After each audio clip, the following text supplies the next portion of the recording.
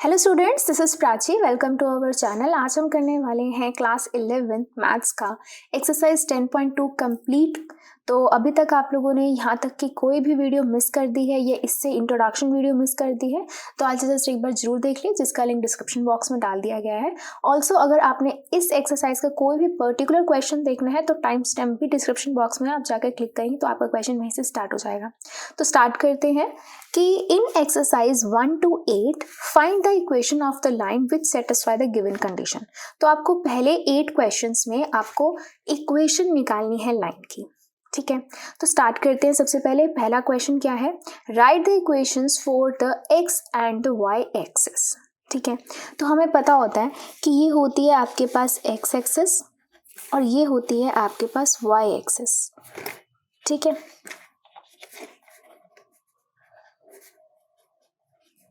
अब देखो, अब यहाँ पर देखो, अगर मैं यहाँ पे 1, यहाँ 2, यहाँ 3, यहाँ 4 है, ऐसे ही यहाँ पर 1, यहाँ 2, यहाँ 3, यहाँ 4 है, राइट। तो अगर मैं यहाँ पर एक लाइन ड्रॉ करती हूँ, ठीक है, यहाँ पे लाइन ड्रॉ करती हूँ, तो इस लाइन की इक्वेशन क्या थी? हमने इंट्रोडक्शन वीडियो में पढ़ा था कि इस लाइन की इक्वेशन क्या होती है कि यहाँ एट एवरी पॉइंट जो है आपका y एक ही है, दैट इज 4, है ना। और at every point x change होता रहेगा, यहाँ x1 आ जाएगा, यहाँ x2, यहाँ x3, यहाँ x4, लेकिन यहाँ पे पूरे पे y सेम रहेगा। तो इक्वेशन क्या थी इसकी?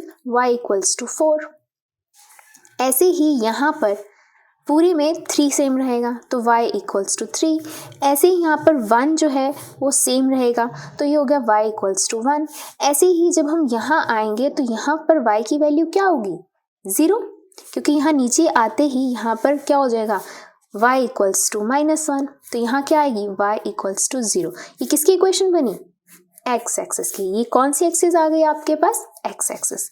तो यहाँ लिखेंगे हम x एक्सिस की इक्वेशन क्या है? y equals to 0 is your answer.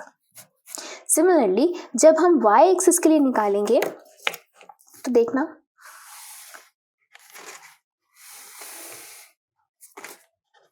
तो ये y एक्सिस है, ये x एक्सिस है। अब अगर मैं यहाँ 1, 2, 3, 4 है, तो अब अगर मैं यहाँ पर ऐसे एक लाइन ड्रॉ करती हूँ तो ये लाइन पे क्या आएगा आंसर कि यहाँ पर पूरे टाइम पर y की वैल्यू चेंज होती रहेगी लेकिन x की वैल्यू सेम ही रहेगी, दैट इज 4। तो यहाँ क्या आता है? x इज इक्वल टू 4 आता है। यहाँ पे क्या आता है?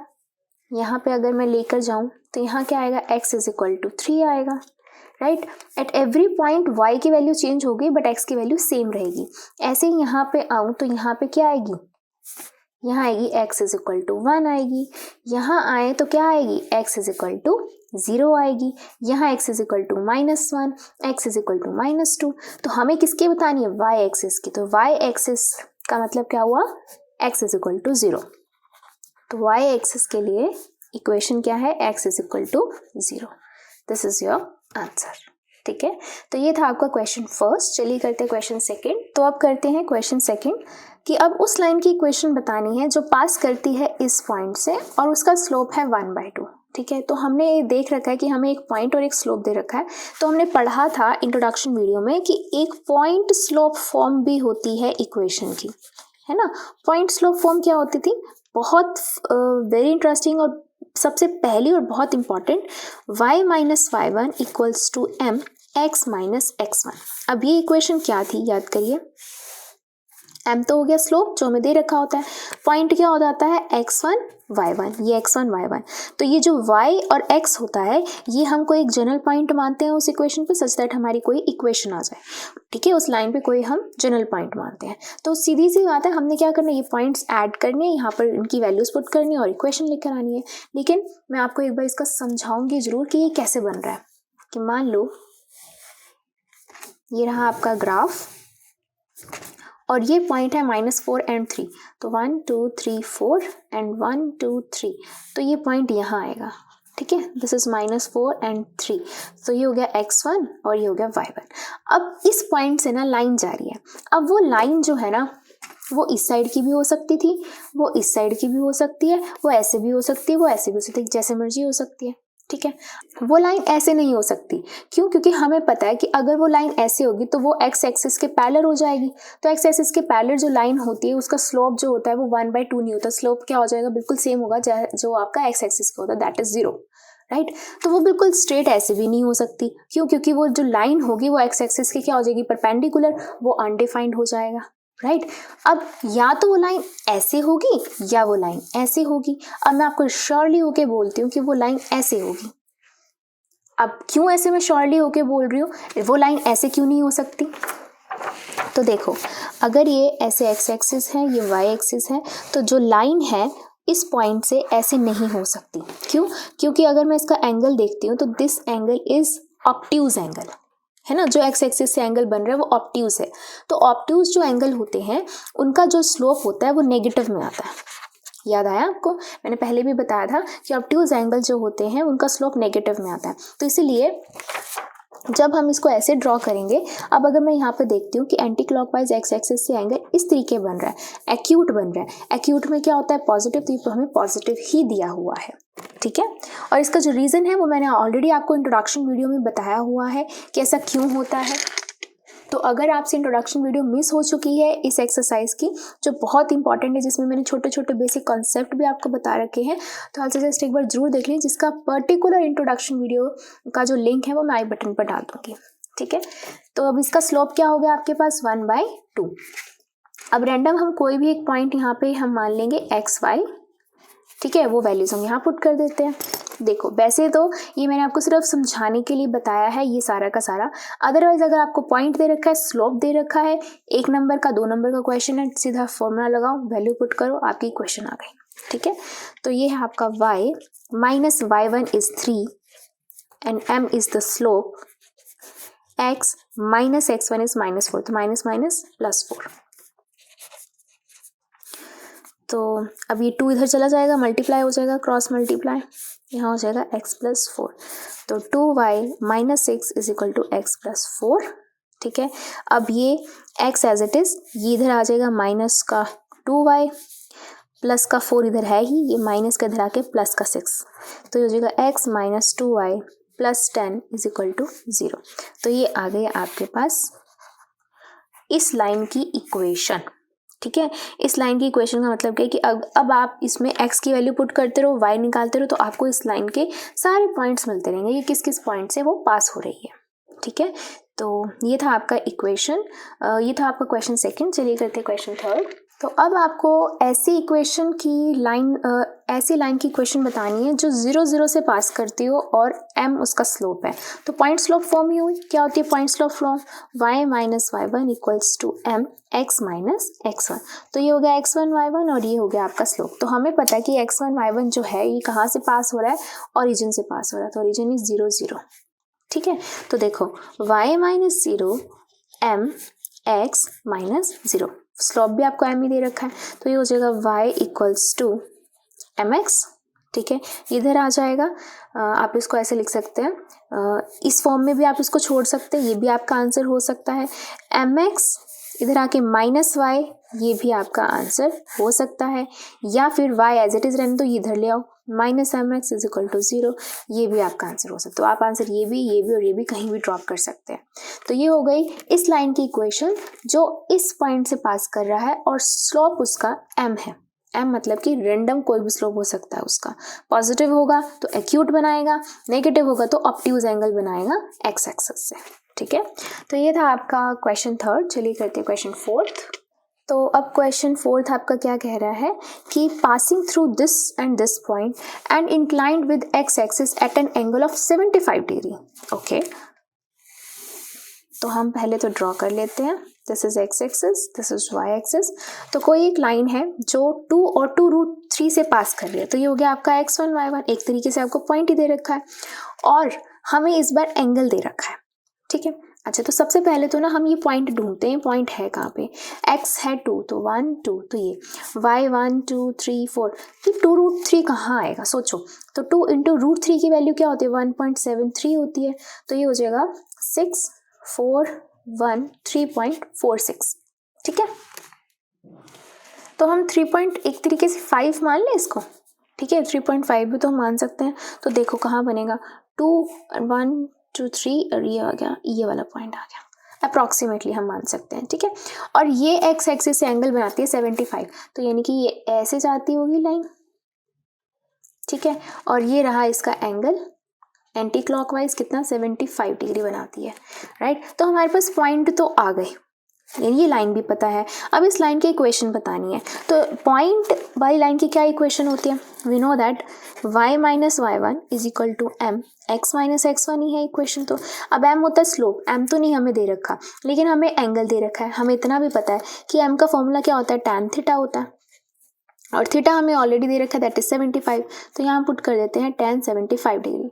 Now we don't know the value of 75, नहीं पता, लेकिन हमें इसको हम इस तरीके से डिस्ट्रीब्यूट कर सकते हैं, इस तरीके से तोड़ सकते हैं, मरोड़ सकते हैं, सो दैट हम इसके ऊपर कोई ना कोई फॉर्मूला लगा सकें, सच दैट इसको मैं इस तरीके से लिख सकती हूँ, tan 45 डिग्री प्लस 30 डिग्री, है ना। अब यहाँ पे क्या बन जाएगा, ये तो टोटल हो गया 75। Now I can write tan x plus y, वहाँ से मैं इसकी वैल्यू फाइंड कर सकती हूँ, वहाँ से आपके पास आएगा m। ठीक है, तो मैं इसको यहाँ से सेपरेटली सॉल्व करती हूँ यहाँ पे। ठीक है, ओके, tan 45 प्लस 30, तो ये हो गया आपके पास tan x प्लस वाई का फॉर्मूला। क्या होता है tan x प्लस वाई का formula, it is tan x plus tan y upon में 1 minus tan x into tan y। ठीक है, here x is 45 and y is 30, तो हम उसको ओपन कर देते हैं, that is tan 45 plus tan 30 upon में 1 माइनस tan 45 इंटू tan 30। ठीक है, अब इनकी वैल्यूज पुट कर दो, हमें पता है tan 45 की वैल्यू 1 होती है एंड tan 30 की वैल्यू होती है 1/√3, डिवाइड में 1 माइनस 1 इंटू 1/√3। ठीक है, ऊपर का अगर हम एलसीएम लेते हैं तो ये आता है आपके पास √3 प्लस 1, नीचे का एलसीएम लेते हैं तो आपके पास आता है √3 माइनस 1, √3 से √3 कैंसिल, क्या वैल्यू आ गई आपके पास, √3 प्लस 1 एंड √3 माइनस 1। ये किसकी वैल्यू चलती आ रही है, tan 45 प्लस 30 यानी कि tan 75 डिग्री की। ठीक है, और tan 75 ही हमारा स्लोप था, यानी कि स्लोप हमारा क्या निकल के आया है, √3 प्लस 1 अपॉन में √3 माइनस 1। राइट, अब हम क्या करेंगे, इसको सॉल्व करेंगे इसके अंदर पुट करके वैल्यू। तो देखो y minus y1 is 2√3 is equal to, देखो हम यहाँ पे √3 ऐसे क्यों पुट करें, क्योंकि हमारा स्लोप भी √3 में आया है। अगर हमारा स्लोप ऐसे नहीं आता ना, सिंपल सा आता, तो मैं ये वाली वैल्यू यूज कर लेती। ठीक है, तो थोड़ा सा आपने इसको अपने बेसिक्स के अकॉर्डिंग करना है कि आपको क्या समझ में आ रहा है कि y1 ये पुट करें कि ये पुट करें। तो जो पॉइंट्स दे रखे हैं उसके अकॉर्डिंग देखो कि आपका स्लोप ऐसे आया तो ये पुट कर दो, √3 की फॉर्म में ही पुट कर दो। ओके, नाउ m की वैल्यू पुट कर दो into x minus x1 is 2। ठीक है, अब हम इसको सॉल्व कर लेंगे, कैसे सॉल्व करेंगे, क्रॉस मल्टीप्लाई करते हैं सबसे पहले। तो ये हो जाएगा √3 प्लस 1 इंटू वाई माइनस 2√3, और यहाँ हो जाएगा, सॉरी यहाँ पे माइनस है, माइनस। ठीक है, यहाँ आएगा √3 प्लस 1 इंटू एक्स माइनस 2। ठीक है, अब मैं इस इक्वेशन को नेक्स्ट पेज पे लिख रही हूँ और उसको सॉल्व कर रहे हैं हम, यहाँ पे कर रहे हैं इसको सॉल्व। तो अब इसको अंदर एक बार के लिए मल्टीप्लाई कर दो, √3 को पूरे से मल्टीप्लाई कर दो, क्या आएगा, √3y माइनस 2√3 इंटू √3, 3 इंटू 2 6 हो गया, तो माइनस 6 हो गया। अब माइनस 1 को मल्टीप्लाई कर देंगे अंदर, तो minus y minus minus plus 2√3। ये तो हमने लेफ्ट हैंड साइड कर ली मल्टीप्लाई। अब यहाँ राइट हैंड साइड करते हैं, ये हो जाएगा √3x माइनस 2√3, अब 1 को करेंगे हम प्लस x माइनस 2। ठीक है, ओके।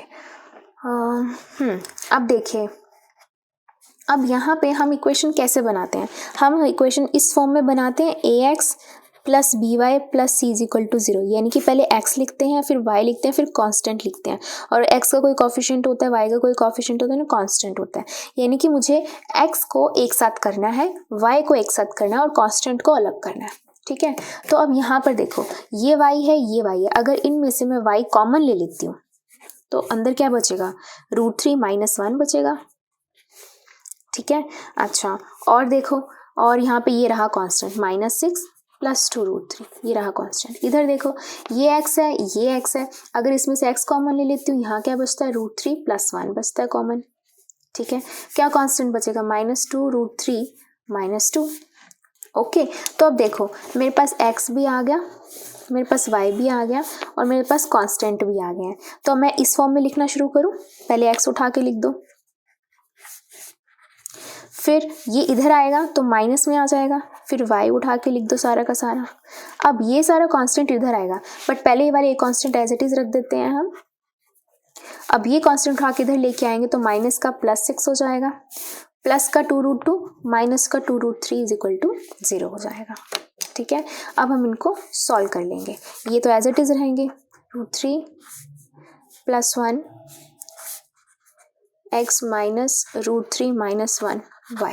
ठीक है, अब इसको सॉल्व करो, ये हो जाएगा आपके पास -2√3 -2√3 तो -4√3 -2 + 6 प्लस का 4। ठीक है, अब यहाँ से अगर मैं 4 कॉमन लेती हूँ, वैसे आप अपना आंसर यहाँ पे भी छोड़ सकते हैं, लेकिन मैं आगे थोड़ा सॉल्व कर रही हूँ। अगर मैं यहाँ पे -4 कॉमन लेती हूँ, अंदर क्या बचता है, √3 - 1 = 0।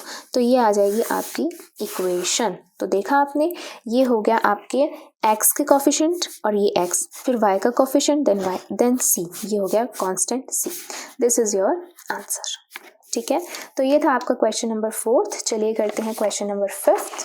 तो अब क्वेश्चन 5 क्या कह रहा है कि एक ऐसी लाइन की इक्वेशन निकालो जो इंटरसेक्ट करती है, intersecting the x axis at a distance of 3 units to the left of the origin and with slope -2। तो ये रहा आपके पास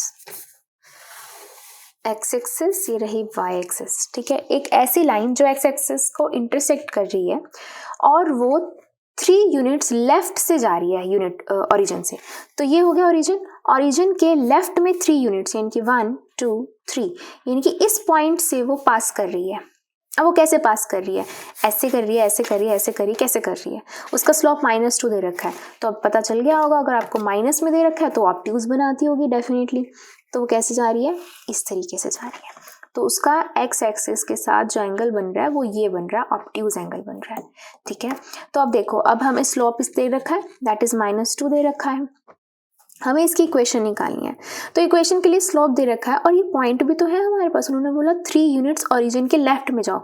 अब इस पॉइंट का हमें सारे के सारे कोऑर्डिनेट्स पता है, क्या कोऑर्डिनेट्स हैं, x एक्सिस हो गया -3 और y हो गया 0, है ना, -1 -2 -3 होता है, तो पॉइंट हो गया -3 and 0। तो अब हम क्या कर देंगे, इसको x1 y1 मान लेते हैं और हम अपनी मेन वाली इक्वेशन में इसको पुट कर देते हैं। क्या होती है main equation, y - y1 m x - x1। इसकी वैल्यू पुट कर दो यहाँ पर, y - y1 is 0, m is -2, x - x1, x1 is -3 तो -3, तो ये हो गया -2x -6। तो ये इधर आ जाएगा, प्लस का 2x प्लस का y, इधर आ गया प्लस का 6। तो ये आ गई इसकी इक्वेशन। तो देखो कुछ भी नहीं था, सिर्फ हमें इस लाइन को अच्छे से पढ़ना था। 3 यूनिट्स, कई बच्चों को लगता है 3 यूनिट्स देखते ही उनको लगता है कि ना ये क्या दे रखा है, हमें तो समझ में नहीं आ रहा। तो ध्यान से अगर हम पढ़ेंगे कि 3 यूनिट हमें लेफ्ट में जाना है ओरिजिन के, तो 1 यूनिट 2 यूनिट 3 यूनिट, और यहाँ का हमें पता चल गया पॉइंट क्या होता है, कैसे कोऑर्डिनेट्स लिखते हैं, तो हमने छोटे क्लासेस से पढ़ते हुए आ रहे हैं, है ना। तो ये था क्वेश्चन 5। चलिए करते हैं क्वेश्चन 6। तो अब करते हैं क्वेश्चन 6 कि अब एक ऐसी लाइन की इक्वेशन निकालो जो इंटरसेक्ट करती है y एक्सिस को और कितने डिस्टेंस पे, 2 यूनिट्स अबव द ओरिजिन। जैसे अभी क्वेश्चन में क्या था, 2 यूनिट्स लेफ्ट था ओरिजिन के, तो ये रहा x और ये रहा y। तो ये क्या है, अब 2 units above the origin, origin के 2 यूनिट ऊपर, 1 2, इस पॉइंट से वो निकलती है। ये पॉइंट क्या होगा, अब x एक्सिस 0 हो जाएंगे, y कितना हो जाएगा, 2 हो जाएगा। ठीक है, तो इस पॉइंट से निकल रही है और इसका स्लोप ना देकर उन्होंने बोला है कि 30 डिग्री बनाती है angle with the positive direction of x axis, with the positive direction of x axis. अब देखो 30 डिग्री बनाती है x एक्सिस के साथ। अब या तो ये ऐसे होगा या ये ऐसे होगा। अब ये ऐसे तो नहीं हो सकता, क्योंकि अगर ये ऐसे होगा तो ऑब्ट्यूज हो जाएगा, सिंपल सी बात है। ये एक्यूट एंगल है तो एक्यूट एंगल तो हमेशा ऐसे ही बनेगा। ठीक है, तो ये हो गया 30 डिग्री। अब इनका मतलब क्या था ये बोलने का, 30 डिग्री तो बोल दिया, अब इन्होंने ये क्यों बोला पॉजिटिव डायरेक्शन, ये तो नेगेटिव में आ रहा है, 1 2 3 तो नेगेटिव में आ रहा है, नहीं। तो सोचो एक तरीके से हमने क्या किया है, पॉजिटिव डायरेक्शन उसकी इस साइड है ना, ये 1 2 3 4 इस साइड है, तो ये एंगल भी तो इसी डायरेक्शन में बन रहा है, इधर तो नहीं बन रहा, इधर तो वैसे भी क्या बनता, ऑब्ट्यूज बनता, राइट। तो उन्होंने क्या बोला, पॉजिटिव डायरेक्शन का मतलब क्या बोला उन्होंने कि ये राइट हैंड साइड में बनेगा। Left hand side x axis की हमेशा क्या रहती है, नेगेटिव, और राइट हैंड साइड हमेशा क्या रहती है, पॉजिटिव। तो वो इस लाइन की राइट हैंड साइड की बात हो रही है, तो वो भी क्या हो गया, पॉजिटिव डायरेक्शन होगी।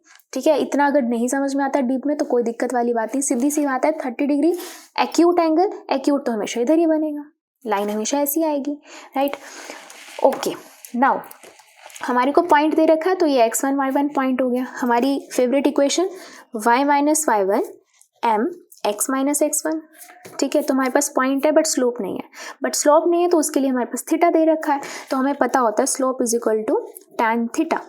तो tan थीटा कितना है, 30 डिग्री, और tan की वैल्यू कितनी होती है, tan 30 की वैल्यू कितनी होती है, 1/√3। तो आ गया हमारे पास स्लोप, वैल्यूज पुट कर दो यहाँ पर, y माइनस y1 इज 2, ये रहा slope, x minus x1 is 0, cross multiply कर देते हैं, √3 y माइनस 2, और यहाँ बच गया सिर्फ x, √3 को अंदर मल्टीप्लाई कर दो, अब सारी को उठा के इधर ले आओ, x के बाद माइनस √3, ये हो जाएगा माइनस के इधर आके +2 √3 इज इक्वल टू 0। इस तरीके से हम इक्वेशन लिखते हैं, पहले x फिर y और फिर कांस्टेंट, ये थी आपकी इक्वेशन, ठीक है। तो ये था क्वेश्चन 6। चलिए करते हैं क्वेश्चन 7। तो अब क्वेश्चन 7 क्या कह रहा है कि एक ऐसी लाइन की इक्वेशन बताओ जो इन पॉइंट से पास कर रही है। इन पॉइंट से मतलब क्या, ये 2 पॉइंट्स हैं, ठीक है। तो पहले ये 2 पॉइंट्स बना ही लेते हैं हम, ये है -1 and 1, तो ये हो गया -1 और ये हो गया 1, ये आ गया ये वाला पॉइंट, ठीक है। दूसरा बताओ 2 and -4, यानी कि x एक्सिस पे 2 and y एक्सिस पे -4, यानी कि कहीं यहाँ आएगा -4, ठीक है। तो ये पॉइंट हो गया आपका -1 1, ये पॉइंट हो गया 2 -4। तो इनसे पास हो रही है लाइन, तो ये रही लाइन, इस लाइन की अब आपको इक्वेशन बतानी है, ठीक है। अब ये कौन सी फॉर्म होगी, ये 2 पॉइंट फॉर्म हो गई है ना। 2 पॉइंट फॉर्म क्या होती है, ये नहीं याद है तो एक बार याद करा देती हूँ मैं। मेन इक्वेशन क्या है हमारे पास, y minus y1 equals to m x minus x1, यही इक्वेशन होती है, ठीक है। तो अब यहाँ पर पहला जो पॉइंट है उसको ही हम x1 y1 मान लेते हैं, जरूरी नहीं है आप इसको भी मान सकते हो, that's totally up to you, ठीक है। ओके, x1 y1 तो हो गया। अब हमारे पास स्लोप नहीं है, अगर स्लोप नहीं है कोई दिक्कत वाली बात नहीं, 2 पॉइंट तो है तो स्लोप निकाल लेते हैं। स्लोप का क्या फॉर्मूला होता है, y2 माइनस y1 अपॉन में x2 माइनस x1, ठीक है। तो यहाँ अगर मैं वैल्यू पुट कर देती हूँ तो क्या आ जाएगा, y2 माइनस y1 अपॉन में x2 माइनस x1। तो याद आई आपको, ये क्या थी, 2 पॉइंट फॉर्म थी। तो मैंने एक तरीके से डायरेक्ट फॉर्मूला ना लिखकर आपको एक बार दोबारा से रिवाइज करवा दिया कि एक ही इक्वेशन याद करो, वहीं से सारी हम डिफाइन कर लेंगे, ठीक है। चलो अब हम इसकी वैल्यूज पुट कर देते हैं, ये हो गया आपका x2 y2, this is y minus y1 x2 minus x1 upon में y2 minus x2 minus x1, this is -1 तो माइनस माइनस +1 हो जाएगा। Now x minus x1 is -1 तो माइनस माइनस +1, फिर से y minus 1 is equal to -5/3 x plus 1, cross multiply 3y minus 3, -5 को अंदर multiply कर दो, -5x माइनस 5, ठीक है। अब क्या करेंगे हम, ये सारी टर्म्स उठा के राइट हैंड साइड, सॉरी ये माइनस का 5x है तो माइनस तो हमें x अच्छा नहीं लगता, ये उठा के लेफ्ट पे लेके आएंगे, तो ये जगह 5x, ठीक है। और यहाँ पे लेफ्ट में +3y तो पड़ा ही हुआ है, -3 भी पड़ा हुआ है। अब ये लेफ्ट में आएगा तो माइनस का क्या बन जाएगा, प्लस का 5, तो ये हो गया 5x plus 3y plus 2 is equal to 0। तो ये आ गई आपके पास इक्वेशन ऑफ दिस लाइन, ठीक है। तो ये था आपका क्वेश्चन नंबर 7 जिसमें हमने 2 पॉइंट फॉर्म को एक बार रिवाइज किया। तो अब करते हैं क्वेश्चन नंबर 8। तो क्वेश्चन 8 में क्या कह रहे हैं कि एक ऐसी लाइन की इक्वेशन बताओ जिसका परपेंडिकुलर डिस्टेंस जो है ओरिजिन से वो 5 यूनिट है and the angle made by the perpendicular with the positive x axis is 30 degree. ठीक है, तो ये रहा आपका एक्स एक्सिस, ये रहा वाई एक्सिस। तो यहाँ से फ्रॉम द ओरिजिन यहाँ से एक परपेंडिकुलर ड्रॉ हो रहा है एक लाइन पे। ठीक है, ये रही एक लाइन। तो ये तो आपको पता चल ही गया होगा, लाइन ऐसे ही होगी, ऐसे तो लाइन नहीं हो सकती क्योंकि उसके ऊपर परपेंडिकुलर नहीं होगा। तो ये हो गया परपेंडिकुलर। तो परपेंडिकुलर की आपको क्या दे रखी है 5 यूनिट्स, तो परपेंडिकुलर को क्या बोलते हैं P। तो ये हो गया आपको P दे रखा है, 5 यूनिट्स दे रखा है। ठीक है, और ये जो परपेंडिकुलर है वो एक्स एक्सिस के साथ कितना एंगल बनाता है 30 डिग्री बनाता है। तो अगेन पॉजिटिव समझ में आया कि राइट हैंड साइड। ओके, तो ये 30 डिग्री बनाता है, तो 30 डिग्री एक्यूट है तो इस तरीके से ही बनेगा ये, राइट। तो ये आपको क्या दे रखा है ओमेगा दे रखा है, दैट इज 30 डिग्री। याद आया। तो अब ये P और ओमेगा दे रखा है, ये कौन सी फॉर्म होती है जब हम एक लाइन की इक्वेशन निकालते हैं, ये होती है नॉर्मल फॉर्म। याद करिए कौन सी फॉर्म होती थी, नॉर्मल फॉर्म। नॉर्मल फॉर्म को हम कैसे सॉल्व करते थे, नॉर्मल फॉर्म का फॉर्मूला क्या होता था आपका कि x cos omega plus y sin omega equals to p। ये फॉर्म थी इक्वेशन। तो अब क्या है, x as it is cos omega, omega is 30 degree, plus y sin omega is 30 degree and p is perpendicular distance that is equal to 5। ठीक है, अब cos 30 की वैल्यू आपको पता है क्या होती है, cos 30 की value it is √3/2 and sin 30 की वैल्यू 1/2। आई होप अब आप लोगों को ये वैल्यूज लर्न हो चुकी होंगी अभी तक तो। ठीक है, तो अब क्या करेंगे, इनका एलसीएम ले लेते हैं। तो ये आ जाएगा √3x plus y is equal to 5, cross multiply √3x plus y is equal to 2 इधर चला जाएगा, ये हो गया 10। So this is the equation of this line, ये वाली लाइन की ये इक्वेशन है। ठीक है, तो ये था आपका क्वेश्चन नंबर 8। चलिए करते हैं क्वेश्चन नंबर 9। क्वेश्चन नंबर 9 क्या कह रहा है, the vertices of triangle PQR are P, Q and R। ठीक है, तो ये हम लगा लेते हैं एक triangle, this is P 2 1, Q -2 3 and R 4 and 5। ठीक है, find the equation of the median through the vertices R से निकलता हुआ एक मीडियन। तो मीडियन ये रहा, हमने ड्रॉ कर दिया मीडियन। ठीक है, अब इससे निकलता हुआ मीडियन जो है उसकी आपने इक्वेशन बतानी है।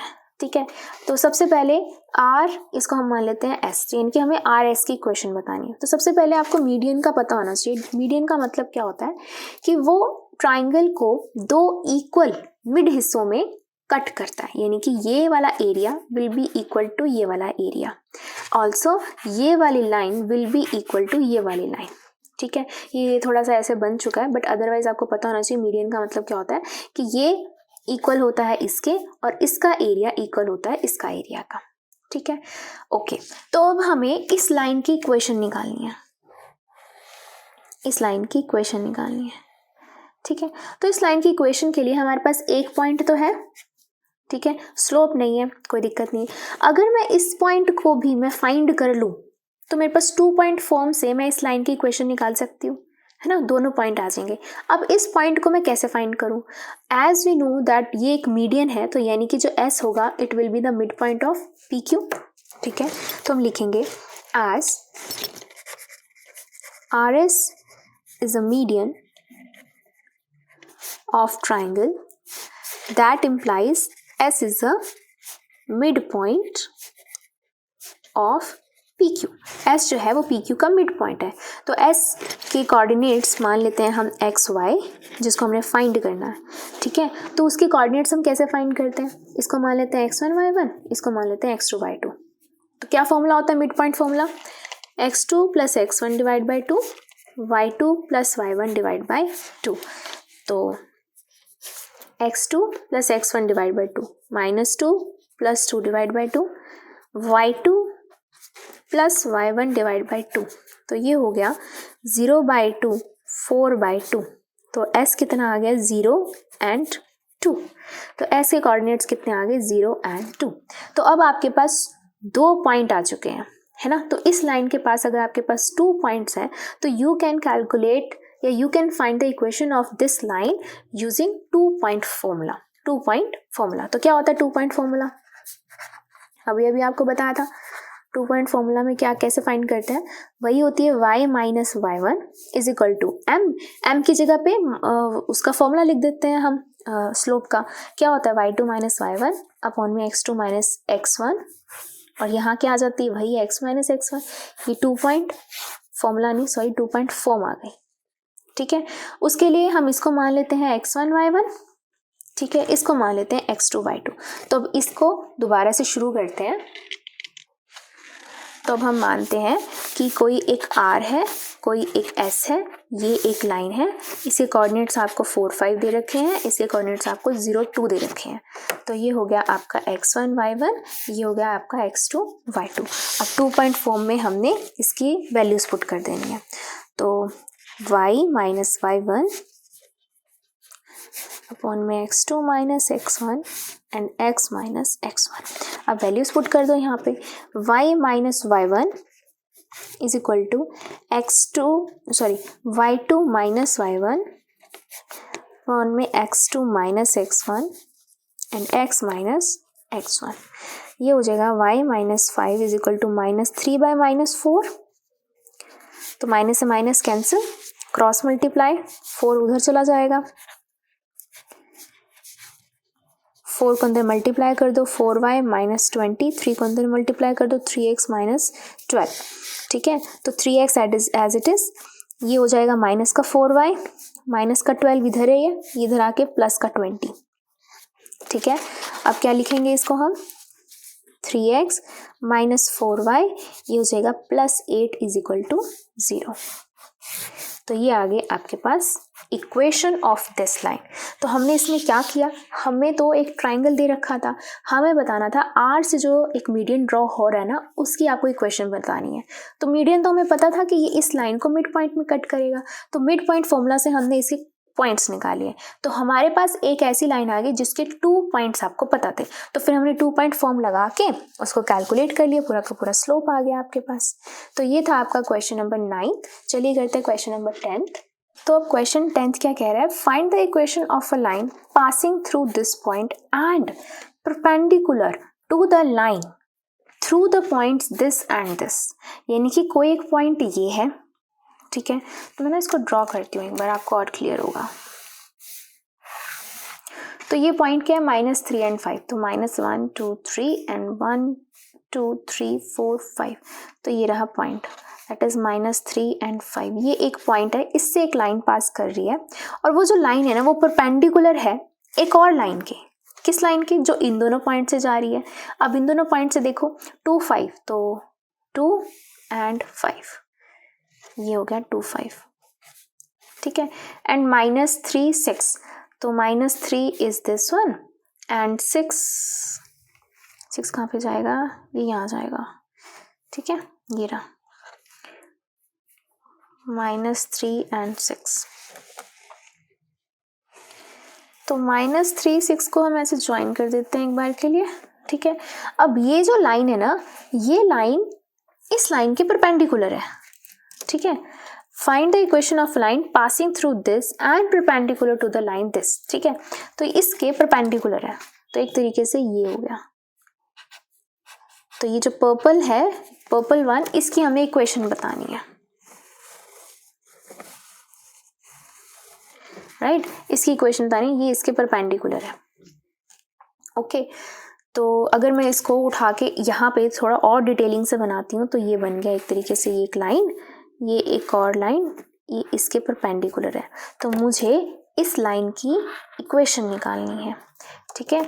और इस लाइन का जो पॉइंट है वो ये है -3 एंड 5, और ये जो पॉइंट से जा रही हैं ये भी जा रही हैं -3 6 से एंड 2 5 से, ठीक है। ये पॉइंट से जा रही हैं। तो देखो, मुझे इस पर्पल वाली का स्लोप निकालना है। कैसे फाइंड कर सकते हैं हम स्लोप? स्लोप के लिए मुझे एक पॉइंट तो दे रखा है ना, तो मैं दूसरा पॉइंट निकाल सकती हूँ, बट कैसे?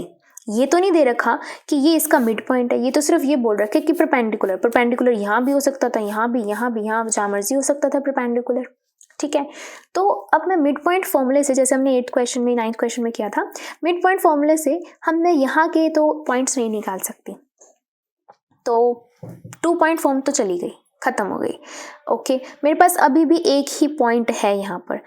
अगर मैं इसका स्लोप निकालूं, दूसरा ऑप्शन मेरे पास स्लोप का ही बचता है। ठीक है, या अगर आपके माइंड में ये आ रहा है ना कि मैम हम इसको हम नॉर्मल फॉर्म से क्यों नहीं कर सकते, क्योंकि ये 90 डिग्री है ना, ये हमने अभी नॉर्मल फॉर्म करी थी, ये 8th क्वेश्चन में हमने अभी नॉर्मल फॉर्म करी थी, है ना, तो ये नॉर्मल फॉर्म से क्यों नहीं कर सकते, ये भी तो परपेंडिकुलर था यहाँ पर। तो इसमें और इसमें डिफरेंस ये है कि ये परपेंडिकुलर हमेशा ओरिजिन से होना चाहिए, देन हम नॉर्मल फॉर्म लगा सकते हैं। ठीक है, तो यहाँ पर नॉर्मल फॉर्म भी नहीं लगेगी क्योंकि ये जो पॉइंट है ये ओरिजिन से नहीं है इस पर लाइन पे परपेंडिकुलर। क्लियर होगी ये बात, तो ये भी फॉर्म नहीं लगेगी यहाँ पर। तो अब मेन मेरे पास तो सिर्फ एक ही फॉर्म बचती है। कौन सी फॉर्म बचती है? y minus y1 m x minus x1। अब x1 y1 तो मेरे पास है ही, लेकिन मेरे पास m नहीं है, तो मुझे इस लाइन का स्लोप पहले निकालना है। तो अगर एक लाइन मेरे पास परपेंडिकुलर है, तो परपेंडिकुलर लाइंस के बारे में हमने इंफॉर्मेशन क्या गेन की हुई है? अगर मैं इसको मान लेती हूँ m1 स्लोप है इसका, और इस लाइन का m2 स्लोप है। If two lines are perpendicular to each other, then their product of slope is equal to -1। Yes, हमने ये पढ़ रखा है। तो मैं मान लेती हूँ कि इसका जो स्लोप है m1 है, तो ये रहा m1। नाउ हम लिखेंगे as two lines are perpendicular, तो that implies m1 into m2 क्या हो जाएगा? -1। ठीक है, ये इस लाइन का स्लोप मान लो m2, इस लाइन का स्लोप मान लो m1। तो मुझे अब m1 चाहिए। m2 कैसे निकालें? कैसे निकालेंगे m2? 2 पॉइंट्स ऑलरेडी दे ही रखे हैं हमें, है ना, तो m1 as it is. m2 यानी कि एक ऐसा स्लोप जब हमें 2 पॉइंट्स दे रखे हो, क्या करते हैं?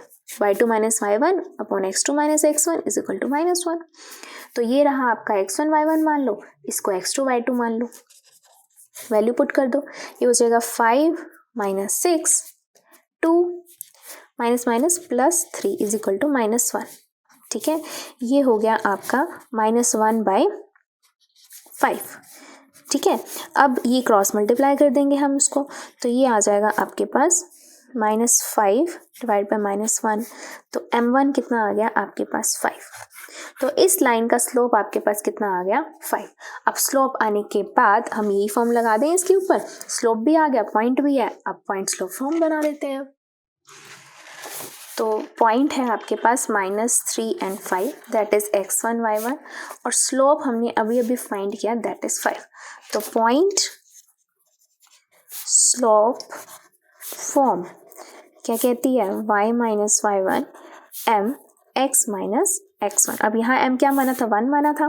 अब वैल्यूज पुट कर दो, y minus y1 m and x, sorry यहाँ x है, x minus x1 minus minus +3। ठीक है, और अब हम इसको कैलकुलेट कर लेते हैं, 5 को अंदर मल्टीप्लाई कर दो। ठीक है, 5x, ये माइनस का y प्लस का 15, ये माइनस इधर आके प्लस का 5, तो 5x minus y plus 20 is equal to 0। तो ये आ गई इसकी इक्वेशन। किस लाइन की इक्वेशन आई है? दिस पर्पल वन, ये वाली पर्पल वन। ठीक है, तो ये था आपका क्वेश्चन नंबर 10th। चलिए करते हैं क्वेश्चन नंबर 11th। तो चलिए करते हैं question 11th। A line perpendicular to the line segment joining the points this and this divides it in ratio 1:n and find the equation of the line। तो क्या है? एक लाइन है जो एक परपेंडिकुलर है एक लाइन सेगमेंट पे। तो जितना जितना समझ में आता है पहले हम उतनी उतनी ड्रॉ करते हैं कि ये एक लाइन है, वो परपेंडिकुलर है एक लाइन सेगमेंट पे, ये रही लाइन सेगमेंट। तो ये लाइन इस लाइन सेगमेंट के परपेंडिकुलर है, और ये line segment joining the points this and this, यानी कि ये पॉइंट्स हैं इसके 1 0 एंड दूसरा पॉइंट है 2 3। ठीक है, और ये जो लाइन है जो इसके ऊपर परपेंडिकुलर है वो डिवाइड करती है इसको कितने रेशो में? 1:n में।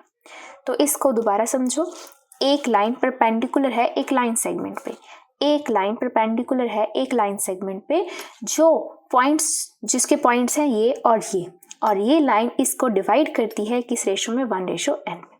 Find the equation of the line, इस लाइन की इक्वेशन निकालनी है हमको, ठीक है।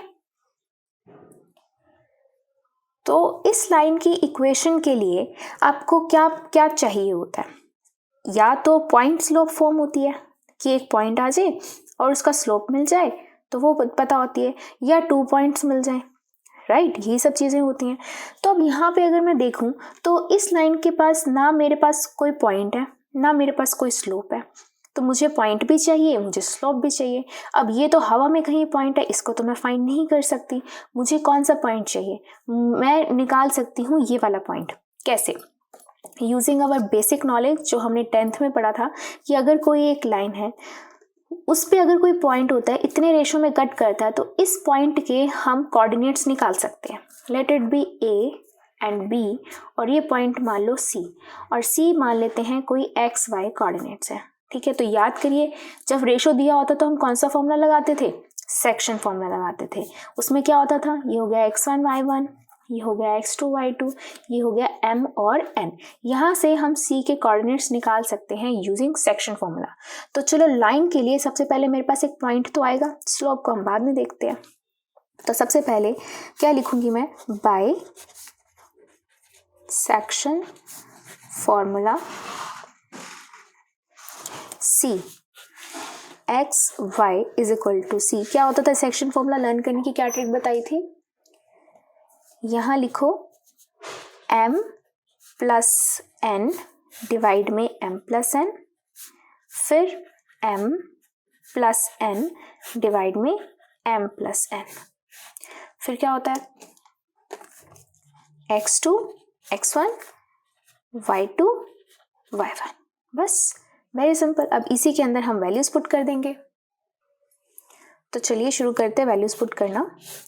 x2 is 2 and m is 1, तो 2 multiply 1 plus x1 is 1 into n is n upon में 1 plus n, फिर y2 3 into 1 plus y1 0 into n divide में 1 plus n।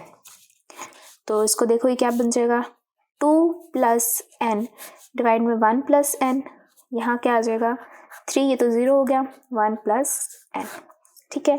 तो ये आ गए आपके पास C के कोऑर्डिनेट्स, यानी कि इसके आपके पास कोऑर्डिनेट्स आ गए हैं, यानी कि एक लाइन के लिए आपको पॉइंट मिल गए हैं, लाइन के लिए पॉइंट्स मिल गए हैं, where this is x and this is y, ठीक है।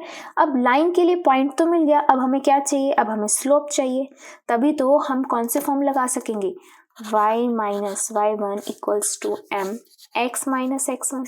अब यहाँ पर आप कंफ्यूज मत होना कि x1 y1 तो है, नो, ये x1 y1 तो उस लाइन के पॉइंट्स होते हैं, ठीक है। तो ये x1 y1 इसके कोऑर्डिनेट्स होंगे, राइट। तो ये x1 y1 तो आ गया आपके पास, अब क्या बचता है, m फाइंड करना, स्लोप फाइंड करना है इस लाइन का। अब एक लाइन का अगर हमें स्लोप फाइंड करना होता है, हमें पता है कि ये लाइन इस लाइन के परपेंडिकुलर है ना। तो इस लाइन का स्लोप और इस लाइन के स्लोप का जो प्रोडक्ट होगा वो किसके इक्वल होगा, -1 के। उस हेल्प से हम इसको फाइंड कर सकते हैं m को, है ना। तो let the slope of this line be m1 and let the slope of this line be m2, ठीक है। तो हमें m1 चाहिए, तो हम लिखेंगे कि as 2 lines are perpendicular so m1 into m2 equals to -1। m1 हमें चाहिए और m2 क्या है, स्लोप ऑफ दिस लाइन। और एक लाइन का हम स्लोप कैसे फाइंड करते हैं, एक लाइन का स्लोप का फॉर्मूला क्या होता है, m का फॉर्मूला क्या होता है, y2 माइनस y1 अपॉन में x2 माइनस x1। इस तरीके से हम स्लोप निकालते हैं, ठीक है। अब इसके कोऑर्डिनेट्स क्या है, y2 माइनस y1 वाले, ये रहा y2 माइनस y1 यानी कि 3 माइनस 0 अपॉन में x2 माइनस x1 यानी कि 2 माइनस 1 इज इक्वल टू -1।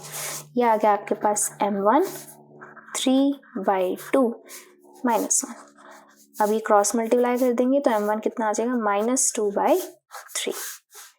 तो ये आ गया आपके पास m1। तो हमारे पास स्लोप भी आ गया, हमारे पास पॉइंट्स भी हैं। तो अब यहाँ पर पॉइंट लिख देते हैं।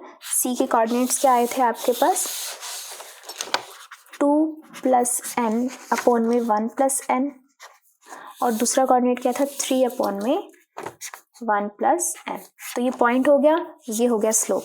तो अब हम इस लाइन में पुट कर देते हैं। क्या होती है लाइन हमारी, स्लोप, पॉइंट स्लोप फॉर्म क्या होती है, y - y1 is equal to m x - x1, और यहाँ पे m क्या था हमारा 1 था। तो यहाँ पे वैल्यूज पुट करते हैं अब हम। तो y - y1 is this one, 3 upon में 1 + n, m1 is -2/3, x - x1 is this. तो अब देखो ये चीज़ है, तो इसके अंदर हम यहाँ पे क्या लगा देंगे, ब्रैकेट लगा देंगे। ठीक है, तो अब हम क्या करेंगे, इसको सॉल्व करने की कोशिश करते हैं। तो सबसे पहले तो हम यहाँ का एलसीएम ले लेते हैं। दिस इज 1 + n, ये हो जाएगा 1 + n y - 3। ठीक है, ये हो गया -2/3, और यहाँ पर भी हम एलसीएम ले लेते हैं 1 + n का, 1 + n x - 2 + n हो जाएगा। ठीक है, अब क्या करेंगे हम, देखो यहाँ पे भी 1 + n है, यहाँ पे भी 1 + n है, क्या हो जाएगा, कैंसिल हो जाएगा। क्रॉस मल्टीप्लाई कर देते हैं, 3 इधर चला जाएगा। तो 3 × 1 + n × y -3 3 9। तो 3 सबके साथ मल्टीप्लाई होगा, तो एक तो 3 यहाँ आ गया, एक 3 यहाँ पे आ गया। अब यहाँ पे -2 अंदर को सॉल्व करते हैं इसको, 1 + nx तो एज इट इज रहने देते हैं। अब यहाँ बाहर माइनस, अंदर के साइन को ओपन कर देते हैं, -2 - n। ठीक है, अब यहाँ पर इसको एज इट इज रहने देते हैं 3 को। ठीक है, और 2 को अंदर हम मल्टीप्लाई कर देते हैं। ओके, तो जब हम 2 को अंदर मल्टीप्लाई करेंगे, व्हाट विल वी गेट, यहाँ एक गड़बड़ होगी, 2 - 1 इज 1, राइट, 1। तो 1 पुट करेंगे, तो क्रॉस मल्टीप्लाई करेंगे तो आएगा -1/3 आएगा। तो यहाँ हम पुट करेंगे -1/3। ठीक है, तो दिस इज -1।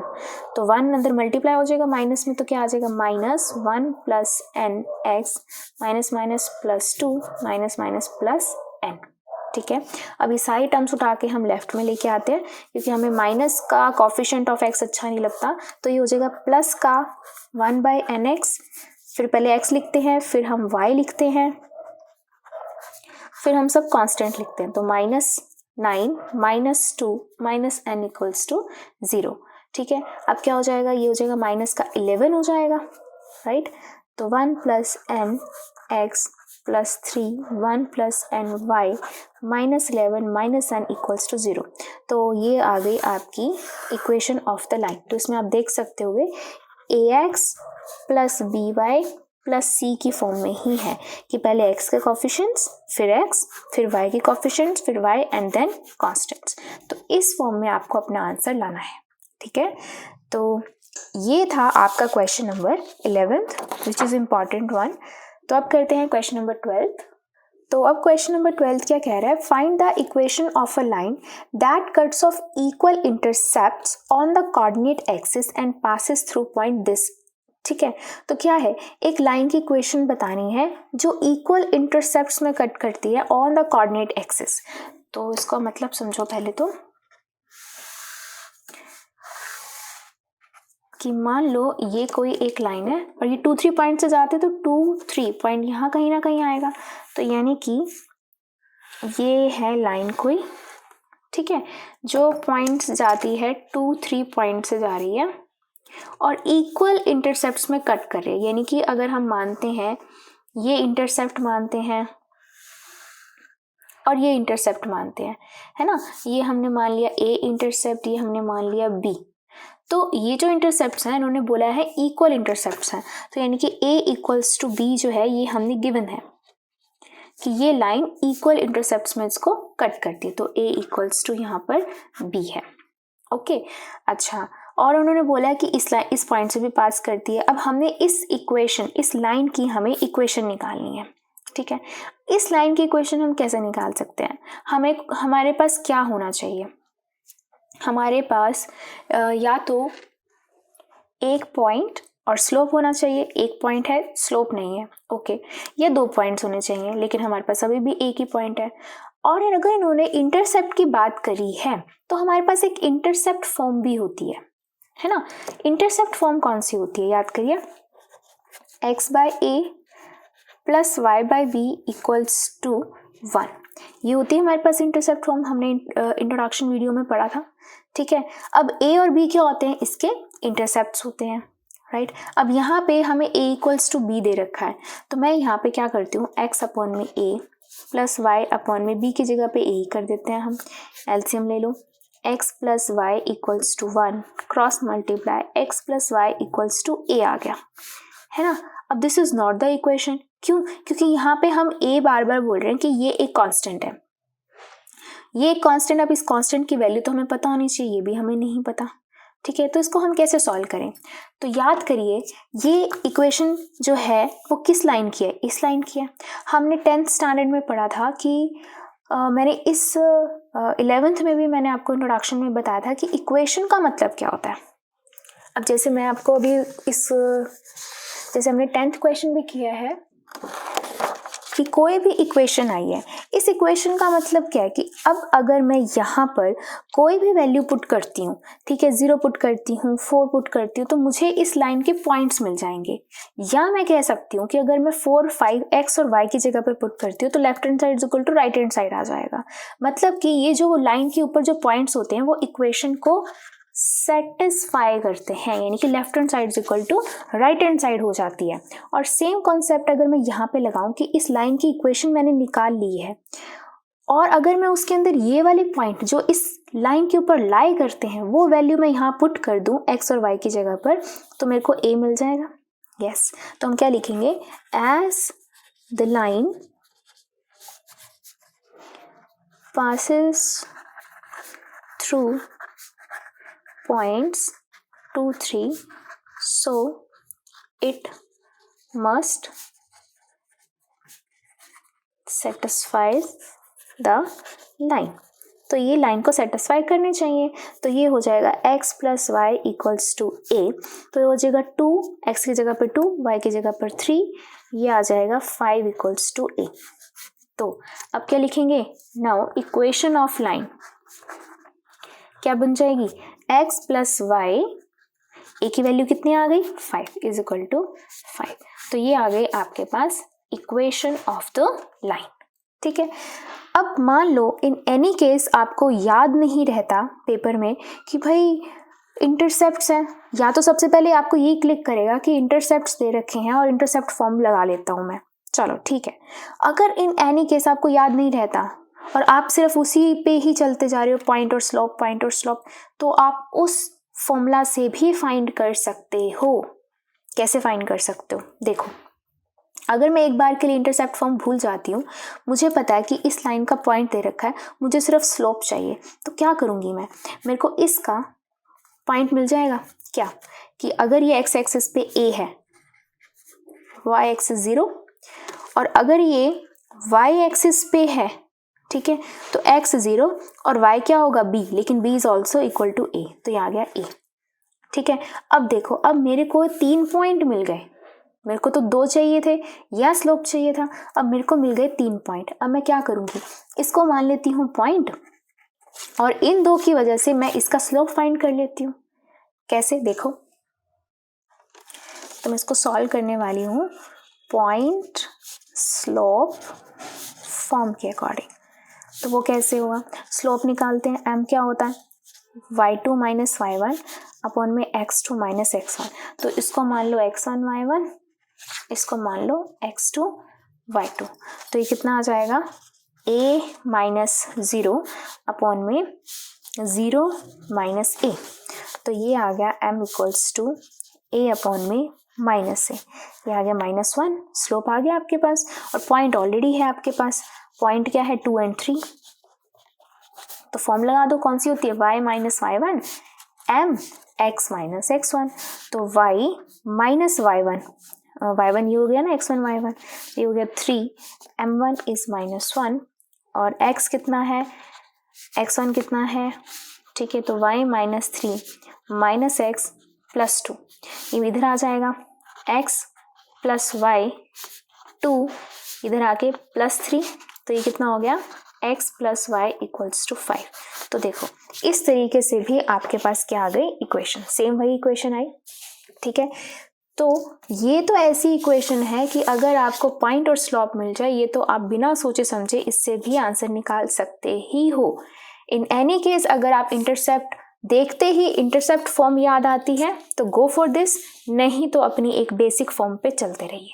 ठीक है, क्वेश्चन तो सॉल्व होगा ही होगा। तो ये क्वेश्चन था आपका 12। चलिए करते हैं क्वेश्चन 13।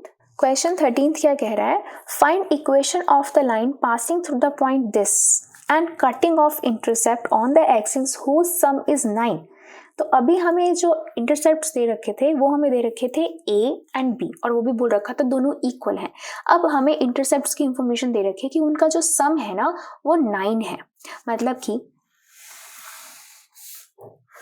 ये रही x एक्सिस, ये रही y एक्सिस, और जो लाइन है वो 2 से पास करती है, तो इधर एक 2 होगा और एक इधर होगा, तो ये रहा पॉइंट। तो ये रही लाइन जो 2 से पास कर रही है। ठीक है, अब इसका जो इंटरसेप्ट है ना, इंटरसेप्ट मतलब कि मान लो ये x इंटरसेप्ट हो गया a और y इंटरसेप्ट हो गया आपका b। अब हमें गिवन क्या है कि a प्लस b जिनका जो सम है ना वो 9 है। ओके, और ये पॉइंट क्या है 2 पॉइंट है। तो अगेन हमें वही दे रखा है एक तरीके से, इंटरसेप्ट और पॉइंट दे रखा है, तो हम कौन सी फॉर्म लगाते हैं, हम इंटरसेप्ट फॉर्म लगा लेते हैं। ठीक है, या दूसरी फॉर्म भी मैंने अभी आप लोगों को बताई है कि पॉइंट दे रखा है, स्लोप आप निकाल लो। तो मैं आपको यहाँ पे इंटरसेप्ट फॉर्म से करके बता रही हूँ, आप घर पे एक बार कोशिश जरूर करना यहाँ पर इसको पॉइंट स्लोप फॉर्म करने की। उसका मैं आइडिया भी आपको लास्ट में दूंगी इस क्वेश्चन की, तो पहले हम इंटरसेप्ट फॉर्म से करते हैं। ओके, तो इंटरसेप्ट फॉर्म के लिए हमारे पास क्या होता है, फॉर्म क्या होती है, x अपॉन में a प्लस y अपॉन में b इक्वल्स टू 1।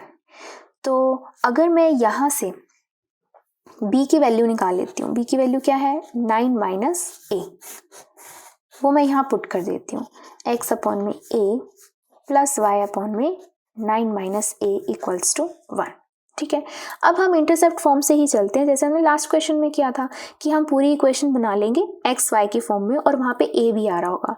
और a की वैल्यू हम कैसे फाइंड करते हैं कि अगर ये इक्वेशन इन पॉइंट्स पे है तो ये पॉइंट्स इसको सेटिस्फाई करेंगे, तो एक्स वाई की जगह पर हम इन 2 पॉइंट्स को रख लेंगे और उसके बाद हम a की जगह a को सॉल्व कर लेंगे। ठीक है, तो पहले तो हम अपने उसी मैथड पे चलते हैं। चलिए एलसीएम ले लो पहले, तो ये आ जाएगा 9 minus a x plus a y equals to 1, cross multiply 9 minus a x plus a y equals to a into 9 minus a। तो ये आ गया x plus y equals to constant, तो ये इक्वेशन आ गई आपके पास। अब हमें यहाँ पे a की वैल्यू चाहिए। अब a की वैल्यू के लिए हमें क्या करना पड़ेगा, हमें x y की इक्वेशन वैल्यू पुट करनी पड़ेगी। अगेन हम क्या लिखेंगे, as the line passes through points 2, it must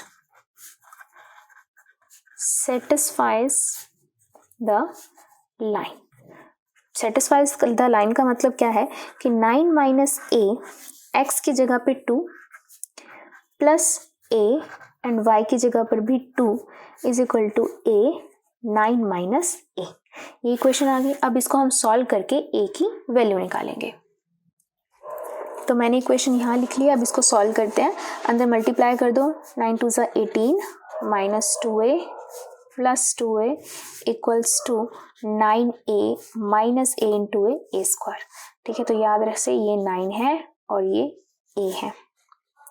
ठीक है, तो ये 9a हो गया। अब plus 2a minus 2a cancel, ये क्या आ जाएगा, इधर आ जाएगा a square minus 9a plus 18 equals to 0। तो अब आपके पास एक क्वाड्रेटिक आ चुकी है। अब हमें पता है क्वाड्रेटिक को सॉल्व करने के लिए तो हमारे पास कौन सा मेथड होता है, स्प्लिटिंग द मिडिल टर्म, इनके फैक्टराइजेशन।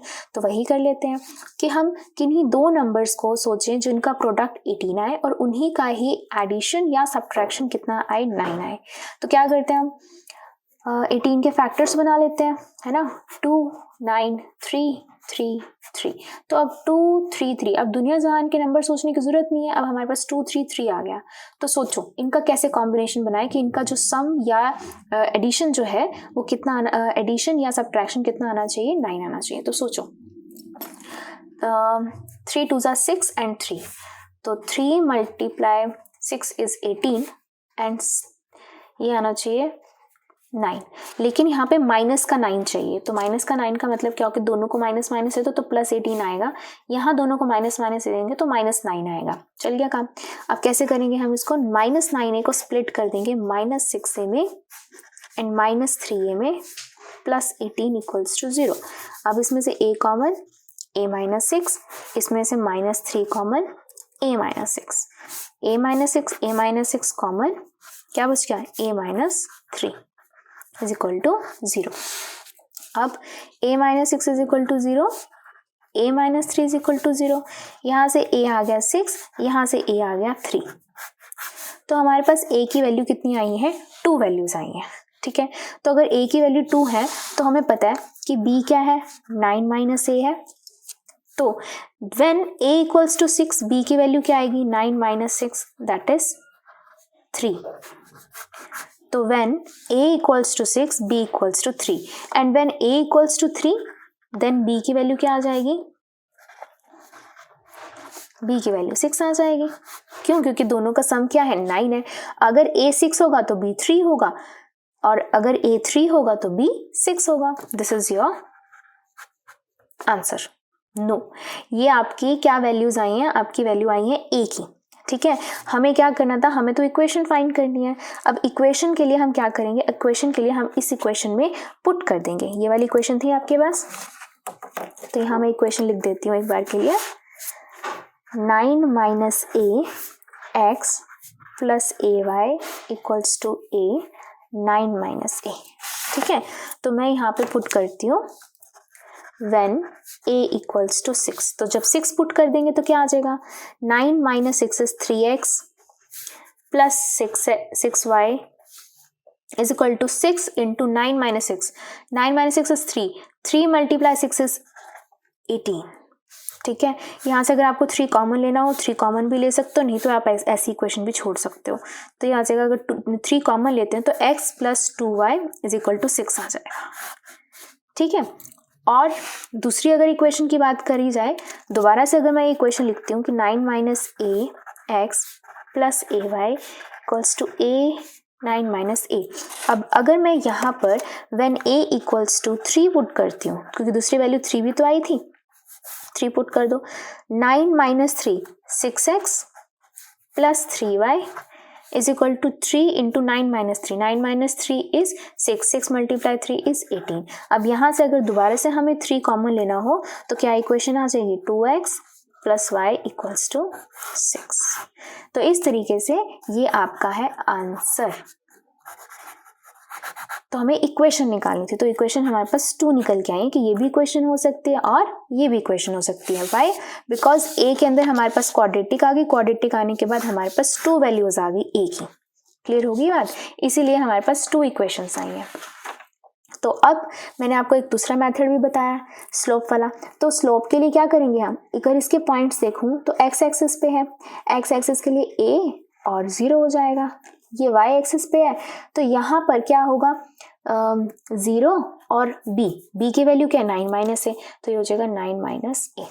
तो इसमें हम क्या करेंगे, ये मान लेंगे x1 y1, ये मान लेंगे x2 y2।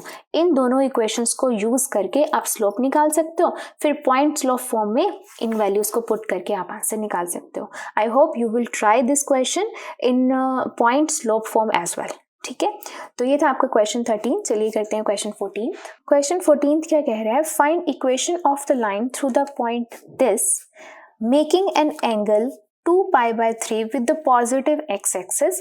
Also find the equation of the line parallel to it crossing the y-axis at a distance of 2 units below the origin. तो पहले तो हम यहाँ तक सॉल्व करते हैं, ऑल्सो को बाद में देखते हैं।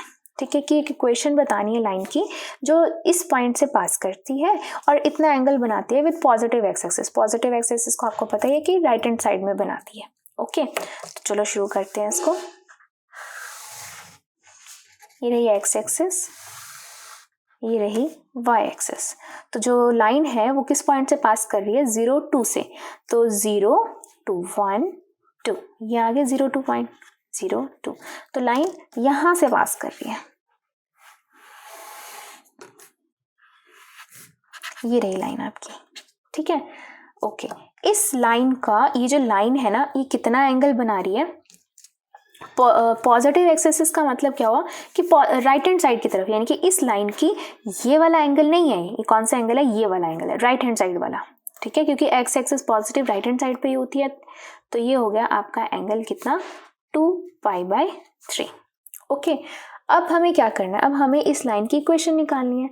अब इक्वेशन ऑफ लाइन तो हमें पता ही होती है, क्या होती है, y - y1 m x - x1, हम मेनली ये इक्वेशन यूज कर रहे हैं। तो पॉइंट तो हमें दे रखा है, अगर इस लाइन का स्लोप निकालूं तो इसमें पुट कर देती हूँ मैं, ठीक है, ये तो है आपके पास x1 y1। अब स्लोप के लिए हमें ऑलरेडी वैल्यू भी दे रखी है, दैट इज हमें पता होता है कि जो स्लोप होता है ना वो tan थीटा होता है, थीटा इज द एंगल जो x एक्सिस से बन रहा होता है, और यहाँ थीटा क्या है आपके पास, 2π/3, तो ये हो गया tan 2π/3। अब 2π/3 होता क्या है, 2 × पाई की वैल्यू 180/3 दैट इज 60, ये हो गया 120, ठीक है। ओके, नाउ मैं इसको एक बार के लिख लेती हूँ, tan 120 डिग्री। क्या आपको tan 120 की वैल्यू पता है, नहीं पता है ना, मुझे भी नहीं पता, तो हम निकाल लेते हैं वैल्यू। कैसे निकालते हैं, हम कॉम्बिनेशन बनाते होते हैं, राइट। मैं क्या इसका कॉम्बिनेशन ऐसा बना सकती हूँ कि tan 90 + 30 degree that is equal to 120। Also हमें पता है कि tan 90 + थीटा का भी तो एक फॉर्मूला होता है ना, tan 90 + थीटा, एक तो 90 पे है तो फंक्शन चेंज होगा, tan का क्या बन जाता है, cot थीटा, और 90 प्लस है यानी कि सेकेंड क्वाड्रेंट में आता है, सेकेंड क्वाड्रेंट में tan क्या होता है, नेगेटिव, तो -cot थीटा आता है, तो यानी कि m = इसका क्या फॉर्मूला बन जाएगा, -cot theta, theta here is 30 degree and cot 30 की वैल्यू कितनी होती है, √3, और बाहर क्या है, माइनस में, m की भी वैल्यू आ गई आपके पास, तो वैल्यूज पुट कर दो यहाँ पे, y - y1 इज 2, m -√3 आया है, x - x1 इज 0, तो ये हो गया y - 2 -√3x, अब इधर आ जाएगा, √3x + y - 2 = 0। तो ये आ गई आपके पास लाइन की इक्वेशन। कौन सी लाइन की इक्वेशन, इस लाइन की इक्वेशन। अब वो आगे भी कुछ कह रहे हैं, क्या कह रहे हैं, also find the equation of line parallel to it, यानी कि एक और लाइन की इक्वेशन निकालो जो इस लाइन के पैरेलल है and crossing the y axis at a distance of 2 units below the origin, कि वो लाइन इसके पैरेलल भी है और कहाँ से क्रॉस करती है, एट y एक्सिस से नीचे, सॉरी ओरिजिन से नीचे 2 यूनिट्स यानी कि 1 और 2 यहाँ से पास करती है और इसके पैरेलल है तो ये ऐसे जाती होगी डेफिनेटली, है ना, और इस पॉइंट से क्रॉस भी कर रही है। तो अब हमें इस लाइन की इक्वेशन निकालनी है। अब इस लाइन की इक्वेशन के लिए अगेन हमारे पास पॉइंट और स्लोप होना चाहिए। पॉइंट ऑलरेडी है, कैसे, 2 पॉइंट्स बिलो द ओरिजिन, यानी कि ये यहाँ पे x क्या हो गया 0, y क्या हो गया आपका -2, ठीक है। तो इसको मैं नेक्स्ट पेज पे लिखती हूँ। तो ये रही आप फिगर, ठीक है, ये कितना बनाती थी 2√3/3। तो अब देखो, अब इस लाइन की इक्वेशन तो हमने निकाल ली है, अब हमें इस लाइन की इक्वेशन निकालनी है जिसका हमें पॉइंट भी दे दिया गया है, ठीक है, और अब हम क्या करेंगे, पॉइंट स्लोप फॉर्म से निकालेंगे, बट द थिंग इज हमें स्लोप चाहिए, राइट। अब स्लोप कैसे निकालें, अब हमें इतना तो पता है ना कि स्लोप जो होता है वो पैरेलल लाइंस का क्या होता है, इक्वल। याद करिए, हमें पता है कि अगर 2 लाइंस परपेंडिकुलर होती हैं तो उन दोनों के स्लोप का जो प्रोडक्ट होता है वो क्या होता है -1। अगर 2 लाइंस पैरेलल होती हैं तो उन दोनों का जो स्लोप होता है वो क्या होता है, इक्वल। तो this is for perpendicular condition, this is for parallel condition.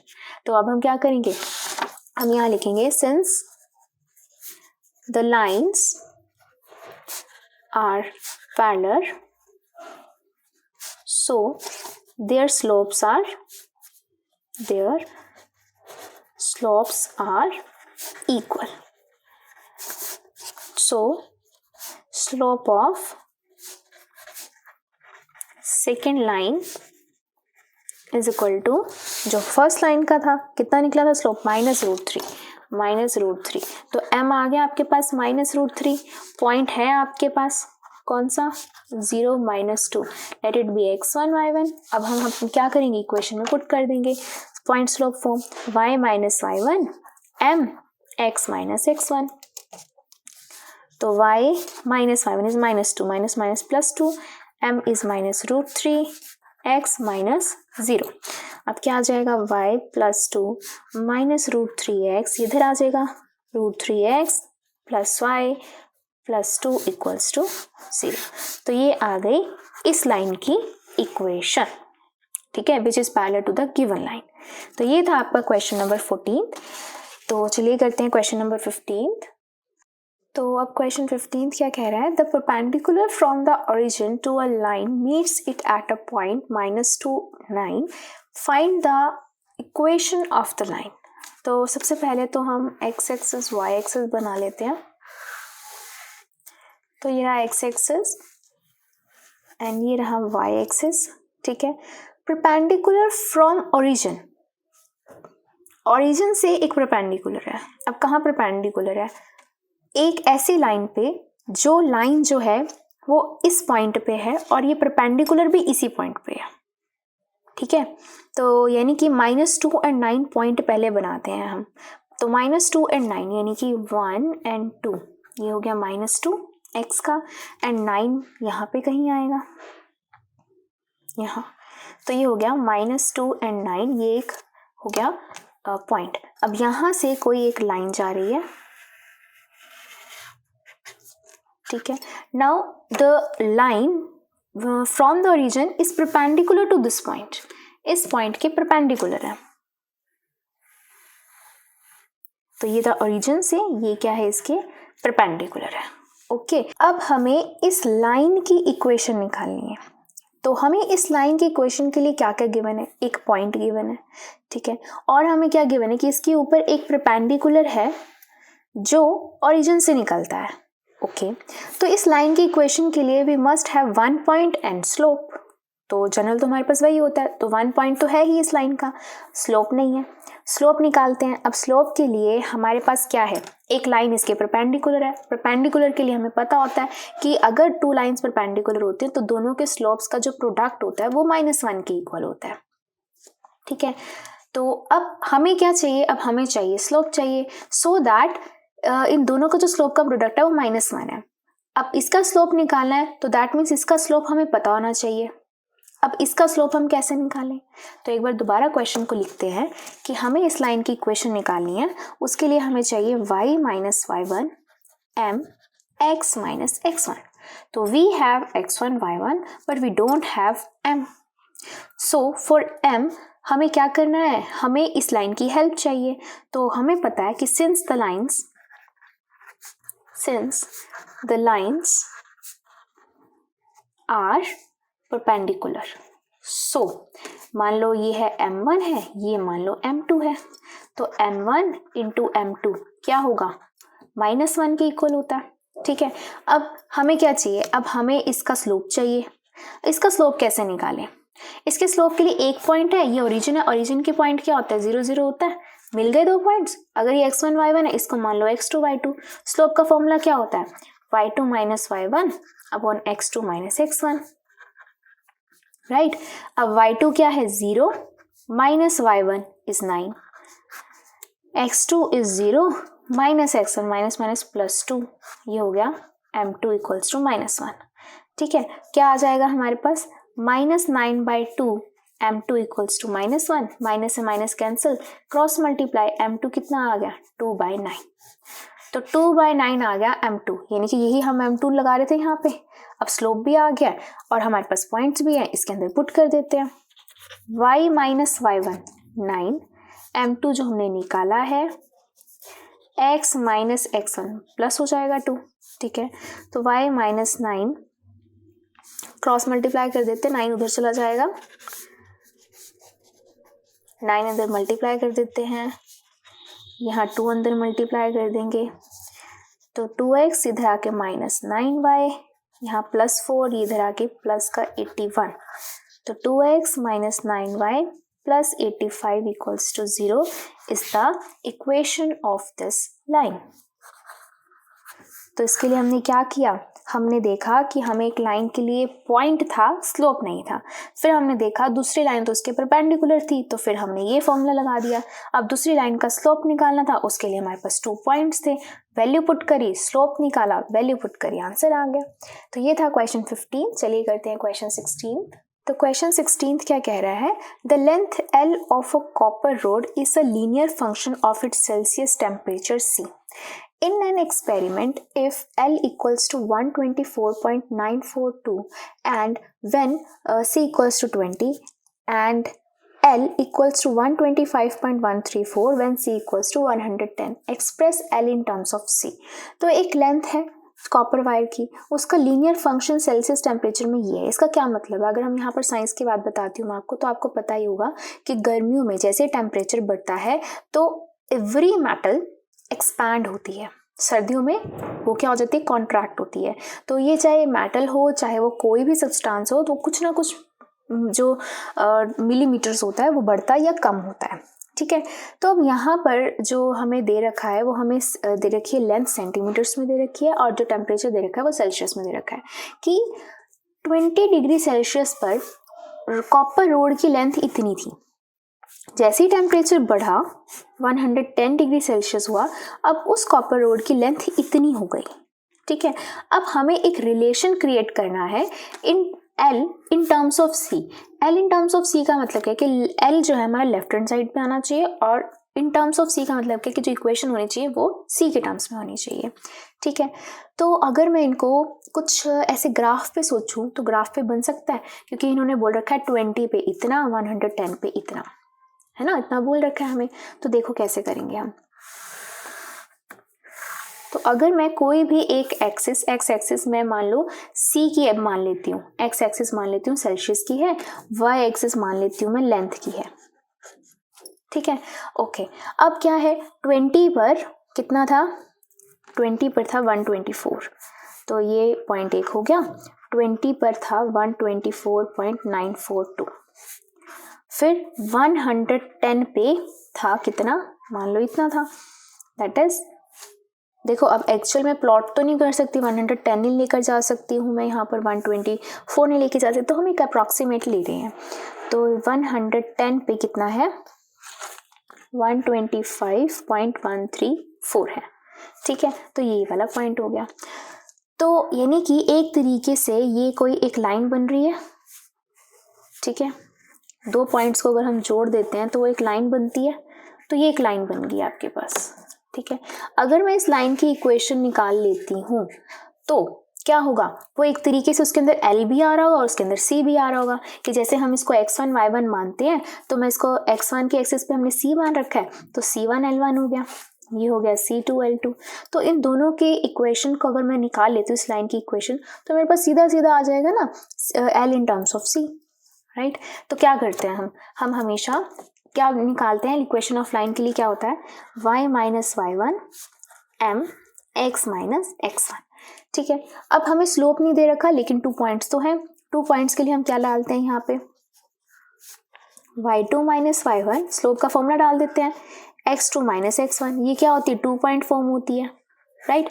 लेकिन अब यहाँ पर x1 y1 नहीं है, इंस्टेड ऑफ x1 y1 हमारे पास C1 L1 है, तो वो वैल्यूज पुट कर देते हैं, और y एक्सिस की जगह पर L है और x एक्सिस की जगह पर C है। तो अब इस पूरी इक्वेशन को हम L और C में कन्वर्ट कर देंगे।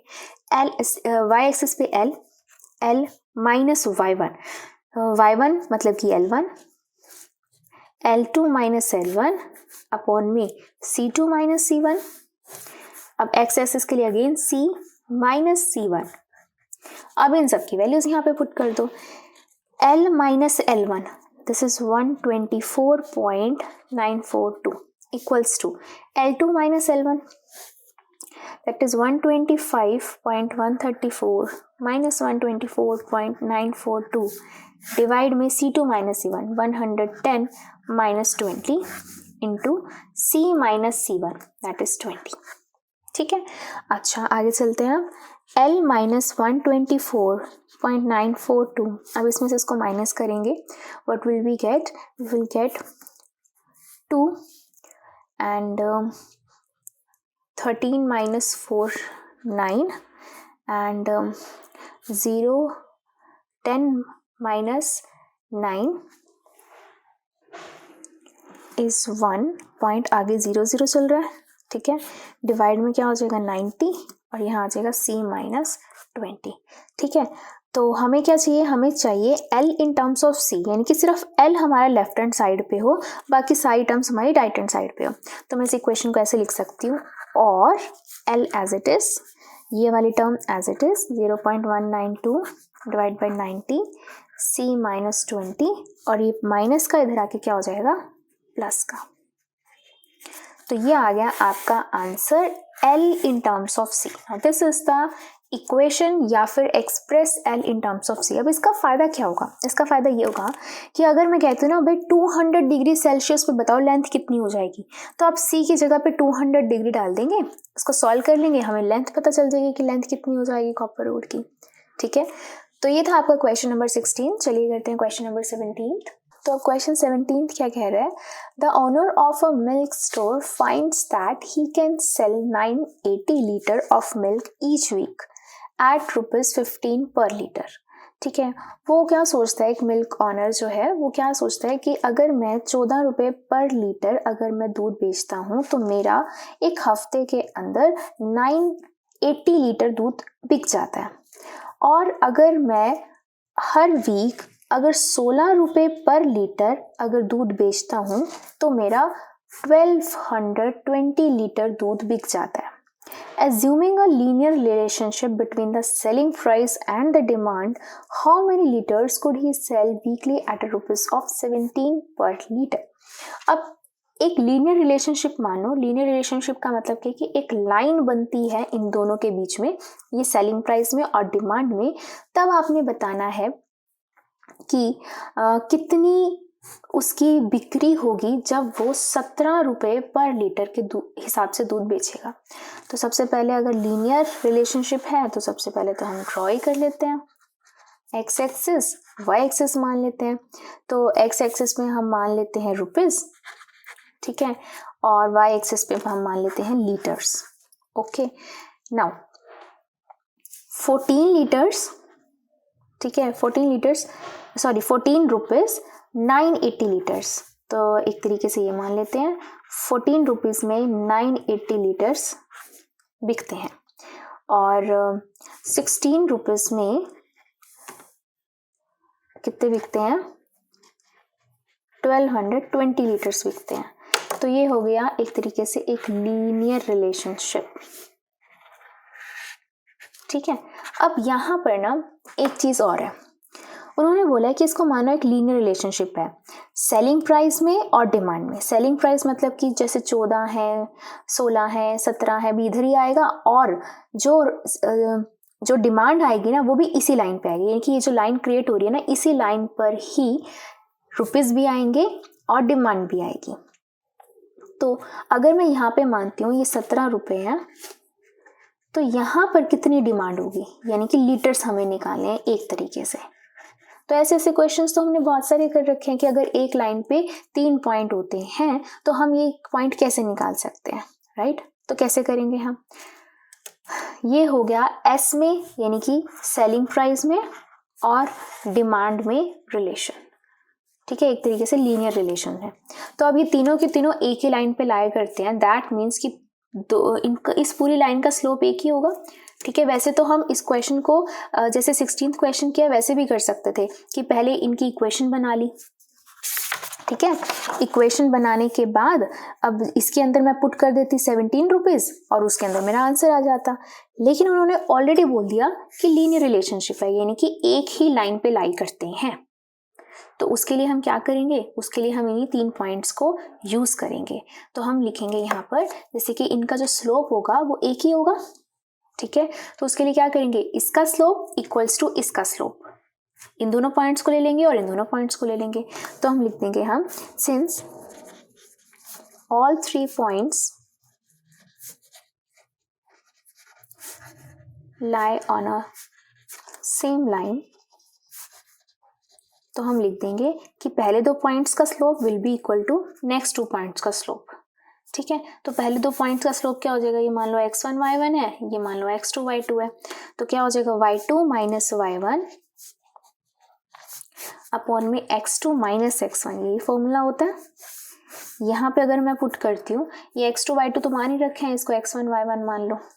ठीक है, y2 माइनस y1 अपॉन में x2 माइनस x1 यानी कि 17। ठीक है, अब सॉल्व कर लेते हैं इसको। ये हो जाएगा 0, 4 एंड 2 डिवाइड में 2, 120 माइनस y1 हमें फाइंड करना है, यानी कि कितने लीटर्स आएंगे, डिवाइड में है -1, कैंसिल कर दिया, ये आ गया 120 क्रॉस करके -120, अब इधर आ जाएगा, माइनस माइनस प्लस हो जाएंगे, तो 0, 4, 3, 1, वो भी माइनस का, माइनस से माइनस कैंसिल, y1 कितना आ गया 1340, यानी कि हम क्या फाइंड कर रहे हैं, हम तो लीटर्स फाइंड कर रहे हैं, तो ये आ जाएगा लीटर्स। तो इतने लीटर्स दूध बिकेगा अगर वो 17 रुपीज पर लीटर के हिसाब से बेचना शुरू करे। ठीक है, तो ये था इसका आंसर। तो अब करते हैं question number 18। PAB is a midpoint of a line segment between axes. Show that the equation of the line is this. तो सबसे पहले हम इसको ड्रॉ कर लेते हैं। ये रही x एक्सिस, ये रही y एक्सिस। ठीक है, जो P एक पॉइंट है ना, वो क्या है, मिड पॉइंट है लाइन सेगमेंट का, एक ऐसी लाइन सेगमेंट का जो एक्सिस के बीच में है, यानी कि ये ये रही एक x एक्सिस, ये रही y एक्सिस, इनके बीच में एक लाइन सेगमेंट है, ये रही एक लाइन सेगमेंट। ठीक है, मैं इसको हमें इससे ड्रॉ करती हूँ, तो ये रही लाइन सेगमेंट, और इस लाइन सेगमेंट का मिड पॉइंट है P। तो इसके कोऑर्डिनेट्स हैं A एंड B। ठीक है, हमें क्या करना है, हमें बताना है, शो करना है कि इक्वेशन ऑफ लाइन ये है, हमें इक्वेशन ऑफ लाइन ऑलरेडी दे रखी है। ठीक है, और हमें क्या करनी है, ये इसको शो करना है। ठीक है, ओके, तो हमें यहाँ पर दिख रहा है कि ये जो इक्वेशन ऑफ लाइन है ना, वो किस फॉर्म में दे रखी है, इंटरसेप्ट वाली फॉर्म में दे रखी है ना। तो हम अगर इंटरसेप्ट फॉर्म लगाते हैं तो हम हमेशा क्या मानते हैं, यहाँ से लेकर यहाँ तक का कोई हम ए मानते हैं, दैट इज एक्स इंटरसेप्ट होता है, यहाँ से लेकर यहाँ तक हम बी मानते हैं जो हमारा वाई इंटरसेप्ट होता है। लेकिन यहाँ पे ऑलरेडी इन्होंने पी पॉइंट्स के कोऑर्डिनेट्स दे रखे हैं ए एंड बी, तो हम उनको यहाँ तो यूज नहीं कर सकते हैं, है ना। ए एंड बी का मतलब क्या हो गया कि ये ए यहाँ पे कहीं आता होगा और बी यहाँ पे कहीं आता होगा, तो यानी कि ए और बी तो इसके इंटरसेप्ट नहीं हो सकते, तो हमें ए और बी को हटा के हमें कोई और वर्डिंग यूज करनी पड़ेगी सच दैट हम उसको कह सकें वो एक्स का इंटरसेप्ट है वाई का। तो उसके लिए मैं मान लेती हूँ कि ये हो गया अल्फा, ए के जैसा दिखता है अल्फा, तो मैंने मान लिया अल्फा जो हो गया आपका एक्स इंटरसेप्ट। बी कैसे दिखता है, बीटा। ठीक है, तो हम बी मान लेते हैं, that is beta is the y intercept, एक तरीके से ये मान लिया। तो अल्फा हो गया आपका एक्स इंटरसेप्ट, लेट। ठीक है, बीटा हम मान लेते हैं b intercept, sorry y intercept. Okay, तो हमें पता है इंटरसेप्ट फॉर्म क्या होती है, x बाय ए मतलब कि ये x वाला इंटरसेप्ट होता है, यहाँ अल्फा आ जाएगा, y by beta b intercept आ जाएगा इज इक्वल टू 1, ये होता है। ठीक है, अब हमारे पास हमें तो ये इक्वेशन शो करनी थी, यानी कि अल्फा की जगह ए आए और बीटा की जगह बी आए, तो हमें अल्फा की वैल्यू चाहिए। ठीक है, और इन टर्म्स ऑफ ए और बी चाहिए, तो उसके लिए हम क्या कर सकते हैं, अगर मैं इसके कोऑर्डिनेट्स देखती हूँ, इसके कोऑर्डिनेट्स क्या बनेंगे, एक्स के लिए अल्फा है, वाई 0 है। यहाँ कोऑर्डिनेट्स अगर मैं देखती हूँ, एक्स 0 है और जो वाई है वो कितना है, बीटा है। ठीक है, तो अब हमें पता है कि बी जो है वो इसका मिड पॉइंट भी है, तो हम लिख सकते हैं as P is a mid point of the line segment. तो क्या कर सकते हैं, अगर मिड पॉइंट तो इसमें मिड पॉइंट फॉर्मूला लगा सकते हैं, क्या होता है मिड पॉइंट फॉर्मूला? हम यहाँ पे लेफ्ट में तो पी ए भी लिख देते हैं, या हम क्या लिखते हैं x2 + x1/2 y2 + y1/2। ये क्या है आपका x1 y1, ये क्या है x2 y2। तो वैल्यू पुट कर दो यहाँ पे, x2 + x1 0 + α/2, ये हो जाएगा बीटा + 0/2। तो ये p के कोऑर्डिनेट्स कितने आ गए, α/2 और β/2। और यहाँ पे क्या है a एंड b। अगर हम इस पूरी इक्वेशन को left hand side right hand side compare करते हैं तो ये हो गया x coordinate, y coordinate, y coordinate. तो ऑन कंपेयरिंग, जब हम कंपेयर करेंगे हमें क्या मिलेगा, a मिलेगा α/2 एंड b मिलेगा β/2। तो हमें तो इस इक्वेशन में अल्फा हटाना है और बीटा हटाना है, तो अल्फा की वैल्यू निकाल लो, क्या आ जाएगी 2a = अल्फा, इधर क्रॉस मल्टीप्लाई करेंगे तो 2b = बीटा। ठीक है, तो ये अल्फा आ गई, ये बीटा आ गई। अब हम लिख सकते हैं put the value of alpha and beta in equation 1। तो कर देते हैं put the value of alpha and beta in equation 1। तो x बाय अल्फा, अल्फा की वैल्यू क्या आई है 2a आई है, बीटा की 2b आई है, तो 2 कॉमन आ रहा है 1/2, तो 1/2 कॉमन ले लो। x by a plus y by b equals to 1, 2 divide में उधर आके क्या हो जाएगा मल्टीप्लाई में, तो x by a plus y by b = 2। तो क्या हमें यही प्रूफ करना था? यस, तो हमने क्या कर दिया, हेंस प्रूव्ड। तो क्या किया हमने देखा कि हमें तो ये पॉइंट दे रखा था और हमें इंटरसेप्ट फॉर्म थी, तो इंटरसेप्ट के लिए ए बी तो हम यूज़ नहीं कर सकते थे, उसके लिए हमने अल्फा बीटा लगा के एक इक्वेशन बना के रख दी, डमी इक्वेशन बना के रख दी। अब इस इक्वेशन को हमने जब असली वाली से कंपेयर किया तो हमें देखा भाई यहाँ तो ए चाहिए, यहाँ बी चाहिए, तो हमने कोशिश करी कि अल्फा बीटा को हम ए और बी के टर्म्स में ला सकें।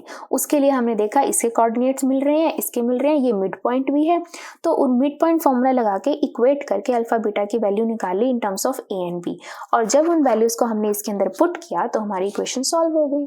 तो ये था आपका क्वेश्चन नंबर 18। चलिए करते हैं क्वेश्चन नंबर 19। तो अब करते हैं question number 19। Point RHK divides a line segment between the axes in the ratio 1:2. Find the equation of the line.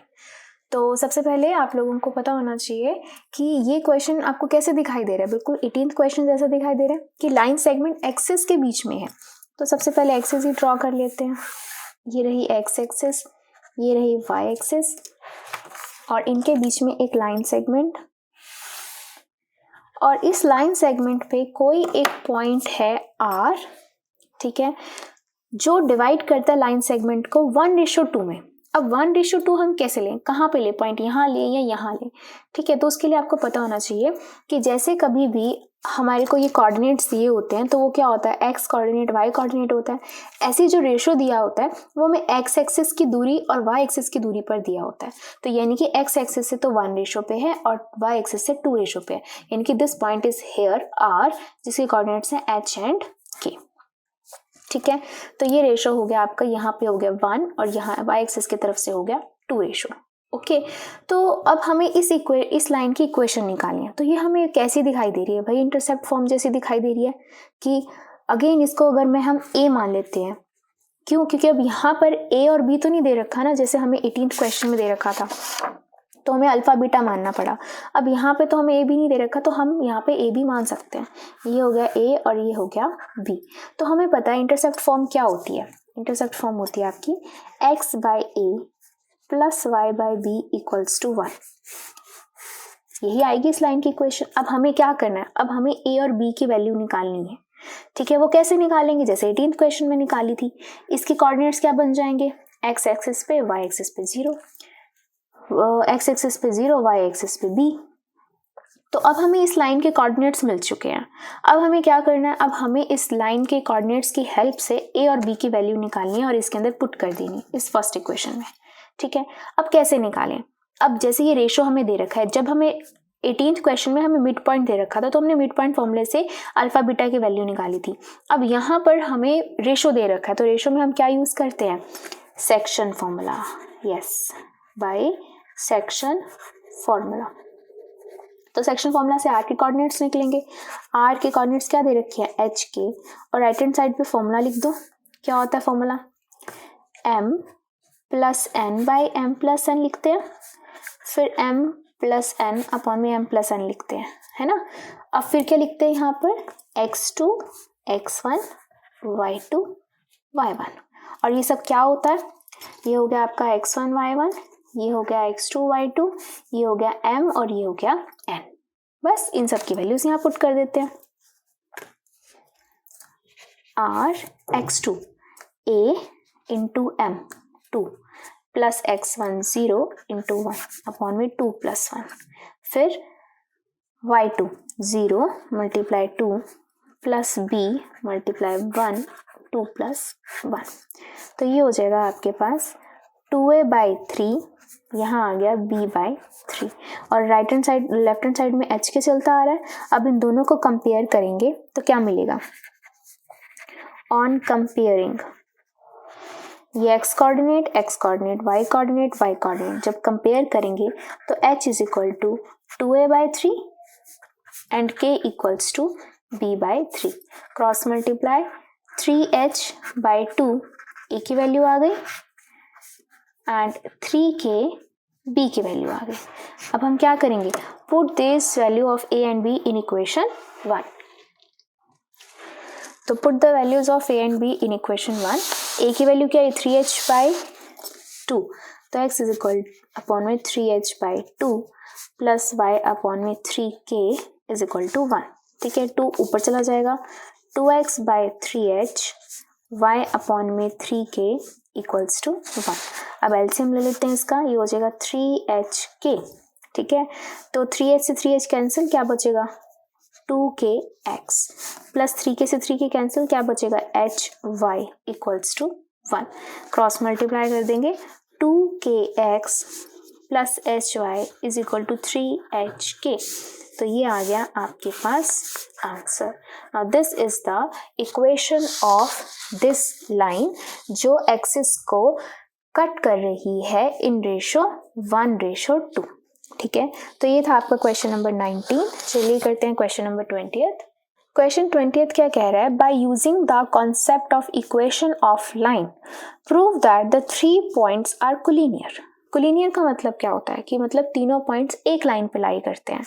अगर ये लाइन ना लिखी होती ना, bye using the concept of equation of line, ये लाइन ना लिखी होती तो हमें पता है कि लाइंस कोलिनियर का मतलब होता है कि ये तीनों पॉइंट एक लाइन पे लाई करते हैं और एक लाइन का एक ही स्लोप होता है। तो हमने अभी तक 10.1 एक्सरसाइज में क्या किया था कि अगर हमें कोलिनियर प्रूव करना होता था तो हम पहले 2 का स्लोप निकालते थे और लास्ट 2 का स्लोप निकालते थे, तो दोनों का स्लोप क्या हो जाता है, इक्वल। तो हम कहते थे कि पॉइंट्स क्या है, कोलिनियर है। लेकिन यहाँ पे बोला है concept of equation of line का कॉन्सेप्ट निकालना है। इक्वेशन ऑफ लाइन का मतलब क्या होता है कि अगर ये तीनों एक ही लाइन पे लाई करते हैं, अब भाई एक लाइन की तो एक ही इक्वेशन होगी ना। ठीक है, तो अब हम इस वाले कॉन्सेप्ट में क्या करेंगे, इन दोनों पॉइंट्स की हेल्प से इक्वेशन निकालेंगे, फिर इन दोनों पॉइंट्स की हेल्प से इक्वेशन निकालेंगे, दोनों इक्वेशन सेम आ जाएगी तो हम क्या कह देंगे, भाई हमारे पॉइंट्स कोलिनियर हैं। ठीक है, तो इसको एक बार ड्रॉ कर लेते हैं। तो एक पॉइंट है 3 0 का मतलब क्या है, x एक्सिस पे 3 है, y पे 0 है, ये हो जाएगा 3 0, यहाँ आ जाएगा। एक है -2 तो ये -2 यहाँ आता होगा, नहीं यहाँ पे -2 यहाँ पे आता होगा -2 ठीक है। एक आता होगा 8 and 0 का मतलब x एक्सिस पे 8 and 2, x एक्सिस पे 8 and y एक्सिस पे 2 यहाँ पे। तो ये हो गया आपका 8 and 2। तो इन तीनों को जोड़ दो,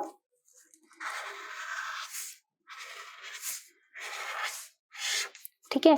तो एक तरीके से एक लाइन बन गई। तो अब कोई भी पॉइंट्स ले लो, पहले इन दोनों पॉइंट्स की हेल्प से इक्वेशन ऑफ लाइन निकाल लेते हैं, फिर इन दोनों पॉइंट्स की हेल्प से इक्वेशन ऑफ लाइन निकाले, दोनों की इक्वेशन सेम आएगी तो हम कह देंगे भी तीनों के तीनों एक लाइन पे लाई करते हैं।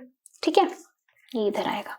चलो शुरू करते हैं। इसको मान लेते हैं पॉइंट ए, बी और इसको सी। तो हम लिखेंगे पहले equation of line A B. कैसे निकालते हैं इक्वेशन ऑफ लाइन? अगर 2 पॉइंट से रखे होते हैं तो 2 पॉइंट फॉर्म होती है। 2 पॉइंट फॉर्म क्या होती है? हमें पता होता है y minus y one equals to m होता है। m इज स्लोप, स्लोप का फॉर्मूला लिख देते हैं direct, y2 minus y one upon में x2 माइनस x1। यहाँ पे क्या हो जाता है? x minus x1। तो इसको मान लो x1 y1, इसको मान लो x2 y2। वैल्यूज पुट कर दो यहाँ पे। y minus y one minus 2 तो माइनस माइनस प्लस 2 हो गया, y2 minus y one plus 2, x2 minus x1 प्लस 2, x minus x1 again plus 2। तो y प्लस 2 ये हो गया 2/5 x plus 2, cross multiply 5y plus 10, 2 अंदर मल्टीप्लाई 2x प्लस 4।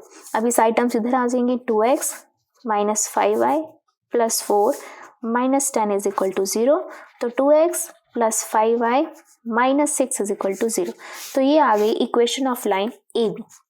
सिमिलरली हम फाइंड करेंगे equation of line B C और check करेंगे कि क्या यही आंसर आता है। तो स्टार्ट करते हैं। अब निकालते हैं हम equation of line B C. ठीक है, तो बी सी के लिए वही फॉर्मूला लिख देंगे हम यहाँ पर। क्या होता है? y माइनस वाई वन, फिर स्लोप का फॉर्मूला, फिर x minus x1। x2 y2 तो मान ही रखा है, इसको x1 y1 मान लो। तो y minus y one is 2, y2 minus y one upon में x2 minus x1, x minus x1 लिख लिया। अब इसको सॉल्व कर लेते हैं। y माइनस 2 ये हो जाएगा minus 2 by minus 5 into x minus 8, minus और minus cancel, cross multiply 5y minus 10, 2 अंदर मल्टीप्लाई 2x माइनस 16। तो 2x ये आ जाएगा माइनस 5y माइनस 16, यहाँ क्या हो जाएगा प्लस का 10, ये हो जाएगा 2x minus 5y minus 6 is equal to 0। तो ये आ गई सेकेंड इक्वेशन। तो देखो सेम है, 2x प्लस 5y माइनस 6। तो ये क्या लिखेंगे? फ्रॉम इक्वेशन 1 and 2 दोनों सेम है, तो therefore the points A, B and C क्या है? कोलिनियर है। तो ये थी आपकी एक्सरसाइज 10.2 का last question. So thank you, that's all for this video. Next video में हम कवर करेंगे basic concepts of exercise 10.3। Thank you.